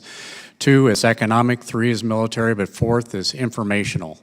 And I think we need to make sure that we're tapping in and collaborating across agencies, USDA, CIA, FBI, everybody, that we're having the best information to make sure we understand what's going on and what China's doing behind the scenes that we're not monitoring today. You know, it's one thing as an agriculture industry, we tend to trust everybody. Farmers are the best at helping somebody when their barn blows down. They go together and they don't worry about getting any financial support to do that. They go together and work. We trust people. We do things together. But I think we've let our guard down in guarding our intellectual property. Now it's got to come up. and we need any support we can get from you. Thank you. Well, thank you so much. It sounds easy. We'll have a lot of work ahead of us. Thank you so much, Mr. Chairman. We yield back. Thank you, gentlemen. Now, I'm going to recognize myself for 5 minutes. I just happened to jump in the right spot at the right time. So, isn't that slick? But it's correct according to the roster. Don't get mad, guys, anyway. So, thank you. Thanks to our panelists. I apologize for being in and out of the room. There's 3 committees at the same time today. So, let me jump to Ambassador Tom.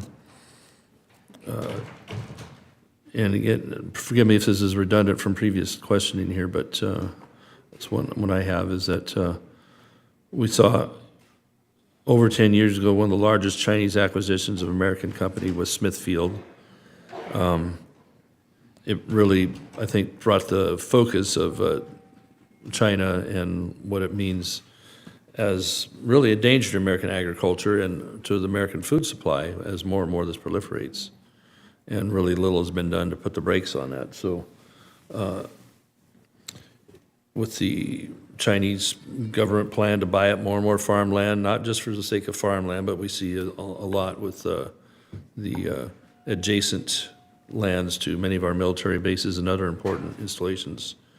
So bring that into focus on what that means for our U.S. producers if these facilities, such as processing plants, are more and more owned by Chinese or other outside influences like that. What's that going to do to perhaps harm the ability for them to have a place to take their product and have it processed and marketed for them through the chains that we're kind of used to these days? So, Ambassador. Yeah, the comment I would make there is an example, Smithfield. Granted, producers across the United States are benefiting from that relationship. They have a place to go with their pork to be processed, to be moved around the United States and be exported. The reality is we have to understand why the Chinese bought Smithfield Foods. It wasn't necessarily for the production capacity as it was for the intellectual property. We know that every pork producer in China every family had 2 pigs out back, and they fed them their swill and the leftovers and excess. But that's when they got African swine fever that occurred across the nation. And so they knew that they needed to consolidate, be more structured in the manner, make sure they brought in the latest science to protect their pork herd, but more importantly, their own food security. So again, the only way they could get this was to acquire a company like Smithfield to acquire their intellectual property. Thank you. Appreciate that. I want to shift to Mr. Daly in my remaining time here on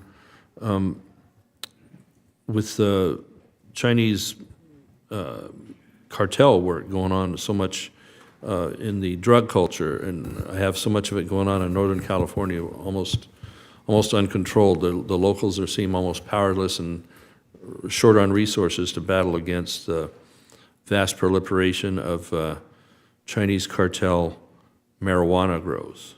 And you should see it, the vast numbers of greenhouses that have been put up on. A lot of cases right now it's private property, which makes it a different enforcement. In different areas it's been on federal lands, which federal lands have been slow to be enforced on with Forest Service or whatever, not making the moves. But when it's owned property, it provides its own challenges on that. So we have much organized crime tied to China and dominating much of the illicit marijuana trade. And it's horrific for the environment, horrific for local law enforcement, and just a sense of security for the neighbors there, even so much as the amount of water being carted by these 4,000-gallon trucks to these grows without permits, without county ordinances in their favor, environmental damage. So these Chinese gangs have been distributing the end product, but also very dangerous chemicals that are not available at all to American farmers in the process. So Mr. Daly, can you emphasize a little bit, what would you tell us about the international crime effects and overall effect on our national security as well as the local quality of life in communities like this. I'm talking about Siskiyou County in Northern California, but there's been other ones in neighboring Trinity County. Again, that's been more on federal lands. Please touch on that, would you? Thank you, Congressman. That's an excellent point and obviously a very serious issue that thankfully with your leadership, the focus, the U.S. focus gets placed upon it. I think the resources we have just need to be born on it. Obviously, the Customs, CBP, in terms of its seeing what's happening on the borders to be able to address that. And then obviously getting our Justice Department to make sure that they prioritize this issue in terms of going after these cartels are two possible ways you can draw focus on that in your role as Congressman. Thank you. Yeah, there's been either inaction, disinterest, or reluctance by federal and state agencies to really come in and enforce hard on this when, it's violating local laws, local ordinances. So, well, I need to yield. So with that, I would like to now recognize the Wahine from Hawaii for 5 minutes. Thank you, Mr. Chair. As the only Asian American member of the House Agriculture Committee and as a member of the Congressional Asian Pacific American Caucus, I want to remind my colleagues on this committee that words matter. And even as we deliberate, we must consider the unintended consequences and impacts of our words and policy decisions on our Asian American community. I also serve on the House Armed Services Committee, and my district is on the front lines of defense in the Indo-Pacific, so I deeply understand the risks with the CCP and the threat it has to global security, national security. That being said, irresponsible and inflammatory rhetoric will encourage and invite xenophobic and discrimination against Chinese Americans and those to be perceived to be Chinese. Governor Noem said that we've become a country addicted to being offended by each other, but there are too many examples in the recent past of rhetoric leading to violence against Asian Americans. One is only to remember Vincent Chin, a Chinese American from Michigan who was murdered at the height of the anti-Japanese sentiment in this country because of his perceived race. Congress passed the COVID-19 Hate Crimes Act in 2021 because of dramatic increases in anti-Asian hate crimes and violence during the COVID-19 pandemic. The way we discuss this policy will and has consequences. It's also important to remember that alien land laws are rooted in racism. The enactment of the Chinese Exclusion Act and official state policies were designed to prevent Chinese individuals from owning land and property. During World War II, Japanese immigrants and Japanese Americans, including my great-grandfather, were incarcerated en masse because of their race. They were also subjected to exclusionary alien land laws in different states and were forced to sell their properties during incarceration. I'm glad that Ranking Member Krishnamurthy highlighted the importance of the cure not being worse than the disease. We must not stand for laws that discriminate based on ethnicity and nationality. Before proposing broad bans that could have significant impacts on Asian Americans and our immigrants, there's a lot more we can do to invest in data collection and reporting on foreign ownership of land, including agricultural land, and appreciate your indulgence and patience. I know you've gone through various rounds of these types of questions. I'm not saying that we should not have this discussion, but let's make sure that the policies passed by this committee are grounded in fact, not fear. I welcome my colleagues to work with me and my colleagues on CAPAC to come together on policies that will combat the CCP while protecting our Chinese American and immigrant communities. The recently passed appropriations bill will give the United States Secretary of Agriculture a seat on CFIUS. How will this impact USDA's ability to monitor Chinese investment in the United States? And are there any changes to CFIUS that would help us better address the issue of foreign agricultural land purchases? To whomever might want to answer that question. Thank you, Congressman. Those are excellent points and should be taken to heart and seriously with everyone in governance and everyone in a leadership position to make sure we say and do the right thing. The issue is the state of China, period. So in terms of your question and the reporting, having agriculture there at the table with CFIUS will definitely give it a focus. Obviously, they're going to build capacity at the Department of Agriculture as members of CFIUS. They're going to build it internally to be able to be more responsive to how CFIUS thinks. And that's going to give them expertise to be able to know what they need to do in terms of finding the information, to provide it to CFIUS to be able to address the investment issues that carry national security problems. Anyone else want to answer that? Okay, all right, if not, the USDA, I know, has requested funding to develop a real-time data system that can be accessed by other U.S. government agencies and the public. Are there any particular privacy concerns for such a system that we need to be thinking about preparing for as well?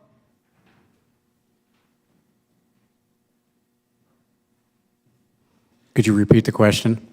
The USDA has requested funding to develop a real-time data system that can be accessed by other U.S. government agencies and the public. Are there any privacy concerns for such a system? Do we need to build in any kind of safeguards? Are there issues? Most of that's public anyway, so I don't see any problem there. Okay. All right. I know my time is drawing to a close, and I did want to get to some research questions. I may have further questions to enter the record, Mr. Chair, but according to estimates from USDA's Economic Research Service, China's annual public investment in agriculture research surpassed U.S. investment in this area as of 2008, and China has continued to move past us in the years that have followed. What investments in research should we be making in the Farm Bill to remain competitive globally? You know, again, I'm on the Armed Services Committee. If China truly is our pacing threat, not just on a defense scale, but also on a food production scale, then what more do we need to be doing, since clearly they're investing and we are not to that level? Thank you for the question, Congresswoman. From, again, the producer standpoint and speaking with American Soybean Association, we are strong advocates for any type of increased research money, whether it's at the federal level or at the state level with our universities and extension offices.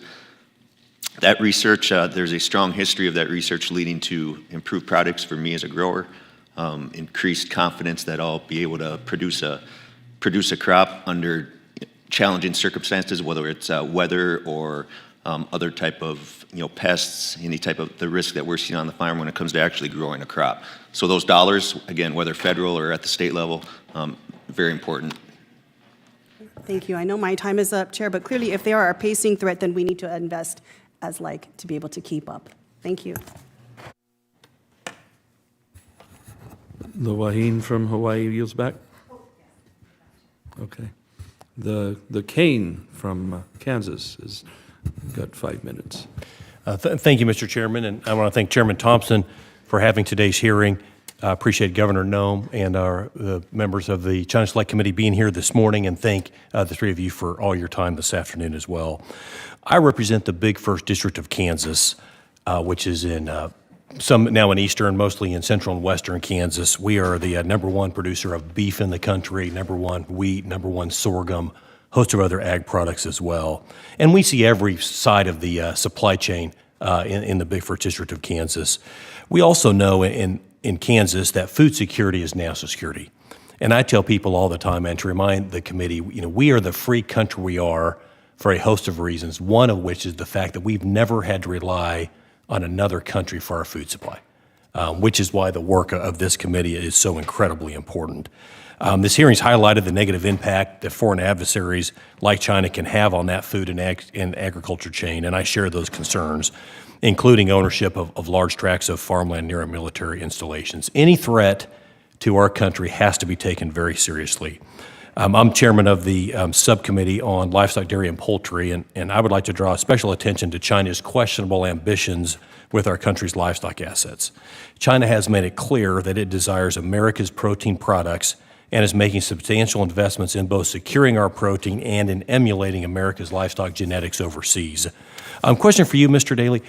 Given China's track record of intellectual property theft, could China also be conducting espionage operations to acquire the very livestock genetics that American ranchers have spent decades developing rather than researching it and developing it themselves? And if so, what should we be thinking about in Congress to do about that? That's an excellent question, Congressman, and thank you for it. I absolutely do think this is something that China would do. There's a reason why the Committee on Foreign Investment, one of the national security priorities was U.S. biological information, U.S. person biological information. And if that's something China is gathering for its intelligence, it's certainly, because food security for China is imperative to their survival, it's certainly something they're going to do. In terms of how we guard against it, I think just being vigilant on seeing where they're putting their resources and where they're trying to steal that information. Yeah, I agree, and I appreciate what you said, Ambassador Tom. Agriculture is very trusting, our family farms. I can't imagine, taking a piece of baling wire from my neighbor, much less stealing somebody's intellectual property, right? That's just how we operate, but we cannot forget that that's not what we see from other actors in the global markets that we participate in. Trade is key, and we've got to continue to foster non-Chinese markets to add resiliency, I believe, to the global export markets for our ag producers. MAP and FMD, Market Access Program, and Foreign Market Development, critical components to that. I've been an advocate of seeing us work towards doubling dollars we're spending on MAP and FMD. Question for you, Mr. Gackel.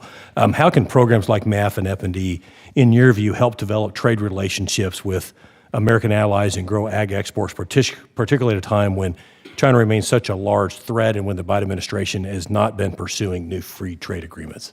Thank you, Congressman. Thank you for the question. I'll start by saying that there is a strong track record and history of how those programs have worked in the past and the relationships that we've been able to build. 112 markets across the country, I think, is what I mentioned earlier in my both written and oral testimony. And the return on investment, I've said this before too, but just to make the point again, these are not just MAP and FMD, federal government dollars, taxpayer dollars. These are also farmer invested dollars through our checkoff programs, whether it's soybeans or other commodity groups. So farmers are demonstrating their willingness to participate in these programs by investing their own dollars. And we're seeing a tremendous return on those checkoff dollars when it comes back to the farm and return on investment there. So again, we have a history of showing how those relationships are built, and that takes time to build those relationships and establish them, and we just want to continue to be a reliable partner with those markets that we're working in. Yeah, incredibly important as we think about how we counteract China. And lastly, for you, Ambassador Tom, I know we don't have much time here, but we've seen China's domestic ag production grow, certainly 530% since the year 2000. How does China's increase in ag production impact our ag and food security in our country? Well, obviously, it displaces our market, right? I mean, I think we've seen nearly a 500% increase in productivity across China over the past decade. There's no doubt that comes from a lot of U.S. innovation that's been stolen from us. So we've lost that competitive edge. And I have no reason to believe that they won't continue to grow at a very rapid rate. Now, since they've got a lot of our technology already, whether it's the digital side or whether it's the intellectual property on the genetic side or on the chemistry side, they're going to continue to grow that. So, again, Xi Jinping wants to be a food secure nation to feed his 1.4 billion people, and we need to be prepared to do what we can to grow our trade around the world. I want to say one final thing. The BRICS, when Xi Jinping and Vladimir Putin walked out of the Kremlin a year ago in January, they said, who would have thought we would have control of the world so quickly, going our direction?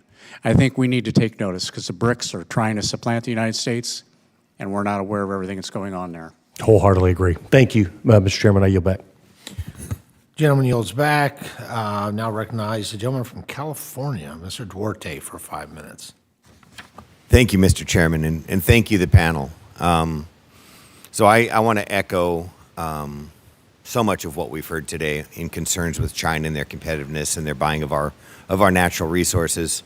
But at this point, it might be echo, echo, echo. So I want to touch on a few other related matters that threaten American working families' food access and our national food security.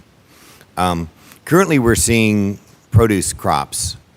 There were $4 billion in imports from Mexico in 2000. Today, there are about 20 million tons of produce crops coming in from Mexico. We know that the avocado industry and other fresh produce industries are being capitalized by the drug cartels. We know the drug cartels are enjoying our open border policy, partnering with China for fentanyl and other sources. We also know that Mexico is aligning itself politically, as is a great deal of Central and South America, with China. Our produce industry is being recapitalized in Mexico, currently providing significant imports to American consumers. I'm very concerned that those exports aren't always going to flow to American consumers, and once our produce industry is replaced, we'll have little to say about it. Am I valid in that concern? I know. Kip, Ambassador, why don't you jump in? Repeat the last part of that question again. Is America subject to seeing its produce supply from Mexico diverted to China at any moment China decides they need that supply? You know, as I witnessed in my time at Mission, we see these BRIC nations line up oftentimes together, and they'll do anything to cut the U.S. out of a supply chain and move in another direction. Anything that can affect us economically, they'll do it, but it could be a threat. It just depends on supply chains and getting coal supply chains. My biggest risk is what I see in your home state of California, of how you're moving agriculture out oftentimes, especially in the vegetable, the permanent crops. It's moving other places around the world. But my concern about products coming out of Mexico is, are they produced with the chemicals or with the products that are approved in the United States? I'm not sure we track it all as well as we should. Yeah. The other issue we have is here in the United States, I mean, we talk about intellectual property theft and how that hurts American companies in China, but we're losing intellectual property value here in America. We've addressed it in this committee several times, the USDA. They're just not approving our advanced farm chemistries. We have companies spending enormous amounts of money developing new tools for us, and we can't get our own USDA to approve them. Meanwhile, the patents tick away, and these crop protection companies lose their incentives to invest in American farm tools in the future. Am I on track there? If you look on the crop care side, it's been almost 40 years since we've had a new mode of action come into the marketplace. That just shows how slow it is. It takes 18 years to bring a new chemistry to the market and hundreds of millions of dollars to get it there. I don't know if it's a funding issue or personnel issue. I think it's just incompetence and disinterest in approving farm chemical tools. Another question, I just came from a natural resources hearing I stepped out to about offshore oil drilling. We're not exploring oil in America. We're not building our electric grid. We're focusing trillions towards green energy boondoggles, in my opinion. If you were advising an ag chem company to put in a major ag chemical or fertilizer plant, or pharmaceutical for that matter, or any kind of chemical precursors, would you in good conscience advise them to build that plant in America today, given our energy policies? Well, as a producer, I want them here, but when I know our energy policy that's under this current administration, no. And this is a 20-year plant. So a friendly administration may or may not sway a 20-year investment, maybe a 50-year investment. So, you know, I can't tell you what their investment thesis is, but I know this. It's very capital intense to bring these plants back to the United States. But again, whether it's here or to our allies, we need to work together to do this. So as China's growing its carbon economy, we hear about the coal plants, we know about the oil, we know about the rest of the world drilling oil. And America's choosing not to have a carbon economy. Our working families are struggling. We've got cereal companies advertising breakfast cereal for dinner now.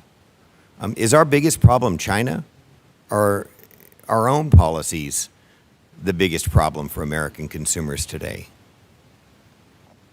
Sir, it's our own policies. And whether it's energy or whether it's food, and what we're doing in the regulatory environment, what we're trying to do, whether it's trying to solve climate, as some people say we're doing, or what we're trying to do in nutrition, this is going to affect those that can least afford it the most. I know we have people who are coming out trying to sell climate programs to us that they say, well, they're going to absorb it. It gets handed on to the consumer. Same goes with this energy policy. It's going to get handed on to the consumer.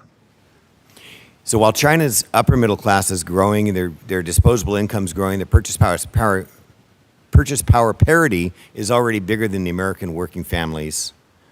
They're not eating our lunch because they're buying our land. They're eating our lunch because we're feeding it to them. Thank you very much. I yield back. Gentleman's time expired. Now recognize Mr. Nunn for 5 minutes. Thank you very much, Mr. Chair, and appreciate this panel hanging with us throughout this day. This is a very important conversation for all of us. Look, as a former counterintelligence officer, someone who served on the NSC as well, I want to say the threat is real and it's often overlooked in the ag community. I appreciate the chairman putting this together and having a discussion on the direct impact. I just got off the China Commission where we talked about harvesting organs that China's trying to sell around the world. Harvesting our own agriculture and the threat that that poses is direct, it's real, and it's now. Mr. Gagey, thank you first and foremost for what you do with the Soybean Association. You are part of a team of tireless workers who are in the field producing and providing for not just America, but the entire country. Iowa, Illinois, others, we all are part of this team together. And so I'm proud of what we've been able to export with the U.S. agriculture being soybeans #1 in the field for our ag exports. The challenge is 60% of that is going to China today. Talk to us a little bit about what we should be doing here in Congress to help diversify that and ensure that we're not dependent on a sole customer that could use this in a trade war against us. Well, I talked about it. Thank you for the question, first of all. Appreciate you highlighting that important part of it as well and what we are doing as U.S. farmers to supply the world. But you're right, with that reliance, so much of that reliance on China, finding these new markets is critical. We have talked about MAP and FMD. Something I haven't mentioned yet is the new program from USDA under the Regional Agriculture Promotion Program, which is looking at markets in new and developing places that aren't traditionally reliant on MAP and FMD. Soy has applied for grants in that area as well. I think Congress continuing to value and realize the return on investment that we get from the MAP and FMD dollars. Right. I mean, it sounds like a lot of money when we ask for doubling of market access programs and an increase to foreign market development, but the need is there. The program has proven throughout the years that there is not enough funds there to meet the demand. We could always use more in building those new markets. So when we look at possible challenges to the China market, depending on policy decisions here in the U.S., it's just important to keep those resources there and to increase them and bring that return back to farmers. And it's not just our markets that we're able to sell to overseas. We've got real competition on the horizon right now. I mean, when we look at Brazil, which has been enabled with Chinese investment, they're now the lead producer of soybeans. This is a threat that we're going to be competing with others who are subsidizing their market to go after these same markets. Is that correct? That's correct. And, some may have been to Brazil. If you've ever had a chance to visit there, you can just see the tremendous opportunity they have to continue to increase their production, both through just putting more acres or hectares into production and adding new land to that, but also they're increasing their yield. They're spending money on research as well, which is something we spoke about earlier. So they're getting better at what they're doing. There are improvements to their infrastructure, whether it's highways or ports or rails.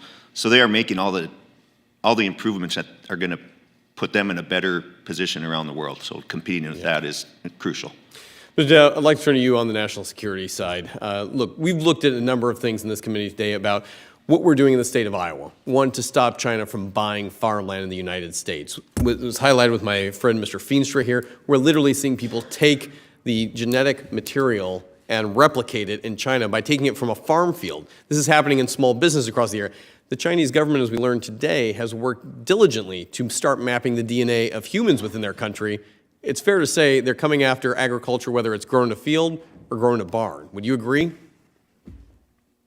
I absolutely agree. China is in the world of biologics. That's where they know the next round of technology goes, and especially big data and having artificial intelligence to pull it together and then innovate or try to innovate or steal innovation from us and leapfrog us, whether that's human biology or in the agricultural space. I'm proud that we've been able to work together on the Protect Small Business and Prevent Illicit Financing Act, which I led to be able to pass, as well as what we're doing in the Cybersecurity Agricultural Act. I want to highlight, with your work in the CFIUS, is there advantage from being able to really look at creating regional agricultural cybersecurity realms at our land-grant and region schools, like Iowa State, on areas that can be really helpful? Because we now know that the top 3 sectors under attack, financial services, energy, and ag. The threat's real. Absolutely. I think the expansion of our cybersecurity capabilities and knowledge is imperative. China has built up in its military and divisions a cybersecurity warfare division that is constantly going at U.S. businesses. And given the prioritization of the 3 industries you mentioned, ag is where they're going, and they're going to do it, and they're going to put all the resources into it, and so we have to counter it. And that partnership that you've talked about, sort of building out that expertise, is imperative. I really appreciate that. I yield back the remainder of my time. Thank you, gentlemen. Gentleman's time expired. Now recognize the gentleman from Wisconsin, Mr. Van Orden. Thank you, Mr. Chairman. This is incredibly painful for me to compliment my friend from California due to his unreasonable advocacy for almond milk, but I feel that I must at this point. I want to reiterate his question and Mr. Tom's answer. Due to the Biden administration's war on energy, it would not be prudent for companies to start working on plants to provide nutrients and pest control agents in the United States right now. I don't think people quite understand what that means. Mr. Thompson, thank you for pointing that out. We have to stay ahead of China, and the Biden administration can't get out of their own way. So that is incredibly important. I just want to make sure we didn't skip over that. So I also want to compliment the Biden administration for doing something that is absolutely amazing, that they've pulled off a foreign policy miracle and that they've driven China and Russia closer together since the death of Stalin. It sounds like a joke, but I'm not being trite. That is exactly what the Biden administration has done by their horrible foreign policy decision-making stuff. So I just want to ask a couple things about beans, if that's okay, because they're very important. And so we produce a lot in the 3rd Congressional District of the state of Wisconsin, and also corn. And I read all your guys' testimony in detail. Thank you so much for it. And I just have a question because, in fact, Brazil is eating our lunch because we're feeding it to them. Another good line from Duarte. Today's a good day for you, Duarte. So we had this huge problem when the previous administration did trade sanctions. It was like 27% or where the heck it was. But we've recovered since that, right? So now you're selling roughly the same amount of beans to China that you did before, even though Brazil has increased their capacity. There's a couple questions. If we had stuck with it, would that still be the case? Meaning, would China finally have come around and started to work with the United States because we stood firm for longer than one administration, in your opinion, sir? Well, yeah, thank you for the question. And yeah, not being a foreign policy expert, might not have all the right answers here, but I think, so part of the recovery with that market was the Phase 1 agreement that the U.S. and China entered into to get back some of that market. Right. What we're seeing, though, is there's really no enforcement mechanism to that, unfortunately. So I would say we haven't seen a full recovery in that China market since 2018. Yep. Appreciate that a lot of it has come back under that agreement, but some of this long-term, what I call long-term damage to the U.S. reliability, I mean, we have historically been viewed as reliable suppliers around the world. And part of the negative part of the 2018 tariff deal that we might not get back is that full confidence that foreign markets across the world had in U.S. as a reliable provider. And you know what? You can see that as a negative or a net positive. I see it as a net positive because the United States needs to be viewed as someone that's going to stand with democracy and freedom. And Xi Jinping, they've had multiple famines, as you pointed out, in the last century, and quite frankly, they don't care. The Soviet Union, they murdered essentially millions of people by starving them to death when they did collectivization. So I get it, and the Great Leap Forward during the Cultural Revolution is what you're referring to. So let me ask you this question. Do we as American farmers have more resiliency built into our systems because we are getting back to where we were? Do we have more resiliency built into our systems than Brazil has the potential to expand their capacity? And can we wait China out? China has to feed their people every day. Mm-hmm. So do we have the resiliency built into our systems that if we actually stuck to our guns like President Trump did and not fold the cards like President Biden did, if we stood strong, are we going to be able to maintain our industry? That is tough to predict, sir. I'll start by saying that farmers across the country absolutely understand the critical issues that you're talking about here when it comes to China and China competitiveness and threats posed to American agriculture. So that's appreciated by growers. I believe that's the case, speaking for myself at least, and I'm sure others.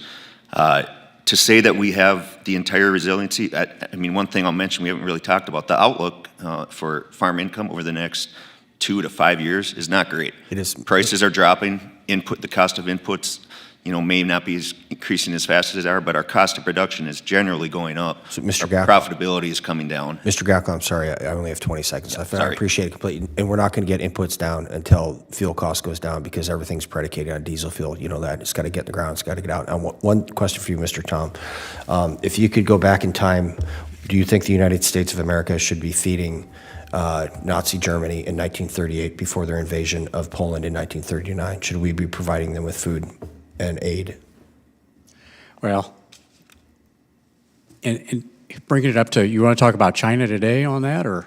Well, you want to talk about Nazi I want Germany? to highlight the fact that right now we are essentially feeding Nazi Germany in 1938. And do you think that that's an appropriate use of American resources? Would it have been then, and is it now with China? Because that's where we're at with China. We're in 1938. I want to sell as They haven't much invaded Poland yet, but it's on the horizon. I want to sell as much as we can. We know that the demand for protein around the world is continuing to grow at a rapid rate, whether it's India, China, or throughout the developing world in Africa and the Middle East. The reality is we are the best suited to meet that demand. But again, it's trade for the United States. It's something we can sell, and we need to bring it back home. But again, we're not going to maintain that competitive edge unless we start protecting our own Mr. Tom, intellectual property. I understand my time has expired. I just want to tell you that if I had the choice to sell food and give aid to Hitler in 1938, I would not have done so. With that, I yield back. How much time expired? I'm going to take the liberty here as we close out to recognize myself for 5 minutes. Votes have been called, probably about 8-9 minutes ago, so we've got a fair amount of time left on the clock, and even after that clock winds up. So one quick question. Mr. Alley, your testimony highlights the recent GAO report and the issues USDA faces with AFIDA. You also mentioned that foreign agriculture land holdings within the United States have increased 30% since 2019. Outside of the recommendations within the report, can you expand on other changes Congress should look to address the gaps? Thank you, Mr. Chairman. That's a very good question. I think, in terms of the reporting that's being done, I think what's interesting to me and what I've seen in government and in the private sector in terms of the way China's doing some of its investments, it's doing it in very complex ways, either through private equity entities where there are limited partners versus being general partners. So I think capturing that complexity of that reporting in terms of ownership would be very useful, and also in terms of land use. But I think the recommendations of the GAO are useful as a starting place, but looking at how the Chinese are structuring that investment and where they're doing it in directions that can't be caught is important, and where they're declaring their ownership in the other land category should be examined. Well, before I yield back my time, I'd like to address the gentleman from Massachusetts' comments. We're all aware of California's oppressive Proposition 12 mandate, as well as similar mandates from states like Massachusetts. And I'm sure you all have also heard me say that I want a fix for these mandates. While my colleague may think this is a done deal, the Supreme Court made it abundantly clear that Congress can, and quite frankly, my reading of the opinions, should address this. We do have a farm bill that's coming up here, hopefully in the very near future. It is, and because of the communications that the Supreme Court did in their opinions, they made it that abundantly clear that Congress has the ability to address the interstate commerce chaos that we have seen arise since they're rolling. Now, I'm a strong supporter of states' rights, and I acknowledge that sometimes state laws can have limited extraterritorial effects. But any state or local laws that control production outside of their jurisdictions are inherently harmful to interstate commerce. The EATS Act and similar proposed fixes would not restrict states from creating laws for their residents. It would just ensure that American farmers outside of those jurisdictions would continue to be allowed to produce according to the standards of the state that they produce in. Any other characterization of what these proposals would do is false and misleading, and is quite frankly a stain on this committee's work. And to specifically address the comments related to China, no one has made any sort of coherent argument explaining how one state dictating to another how to farm helps out China. China didn't ask for the help. Farmers have asked for the help. And while my colleague from Massachusetts was ranting about China's influence on my decision-making, my staff at that point were meeting with over 30 American pork producers who all asked for a Prop 12 fix in order to continue running their family-owned operations. Now, I'm trying to have a serious policy conversations while some of my colleagues are standing behind a convenient straw man instead of coming to the table and finding solutions. I've committed to finding a fix that benefits American producers and no one else, and I intend to find one. That concludes my questions and closing statements. Thank you so much to to our witnesses, just a wealth of information that you have shared with us. I think it's insightful, it's helpful, very specific thoughts and recommendations that we need to be pursuing. As always, thank you to our staff, that really, our personal office staffs, our committee staffs that do such great work to help make sure that we do these types of hearings successfully. Food security is national security. And food production acreage and food processing that is influenced through the purchase or theft of intellectual property influenced by the Chinese Communist government is a significant risk. There must be legal consequences that serve as a deterrent and a preventative measure. And we've heard many, I think, really solid recommendations today that we need to continue to build on. So, safeguards are warranted. Even outside of this committee, I'm very proud to, within the education workforce space, we've have proposed introduced a bill that would create a pilot for incorporating cybersecurity into career and technical education. We need people with those skills to be on the front line. You know, we talked about the massive data of agriculture, and those systems need people that are working in the development and the maintenance of those who have great cybersecurity skills. So there's a broad width of solutions here that and certainly having people with the right skills to do our best to be able to prevent the stealing of intellectual property. That's just one small example. So we need to encourage USDA to aggressively work on, I believe as well in this space, we need to encourage USDA to aggressively work on new trade agreements in new markets for our agriculture commodities to manage future risk.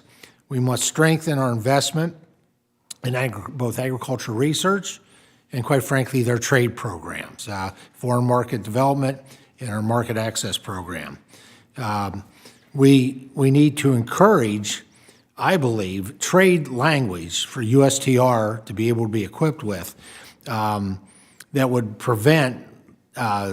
do our best to prevent retaliatory in trade agreements, retaliatory tariffs on American agriculture commodities, because anytime there's a trade war, the low-hanging fruit, so to speak, is American agriculture. I remember first coming here under the Obama administration, there was a problem with, I believe it was Chinese manufactured tires.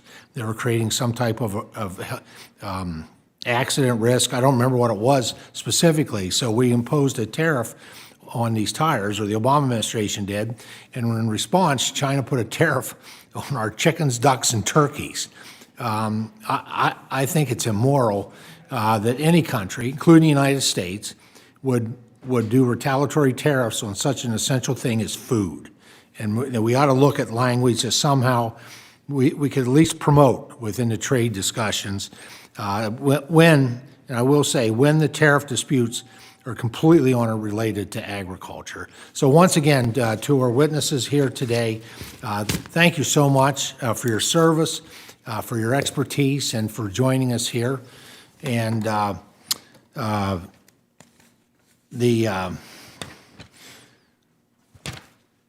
the rules of the committee, the record of today's hearing will remain open for 10 calendar days to receive additional material and supplementary written responses from the witnesses to any questions posed by a member. This hearing of the Committee on Agriculture is adjourned.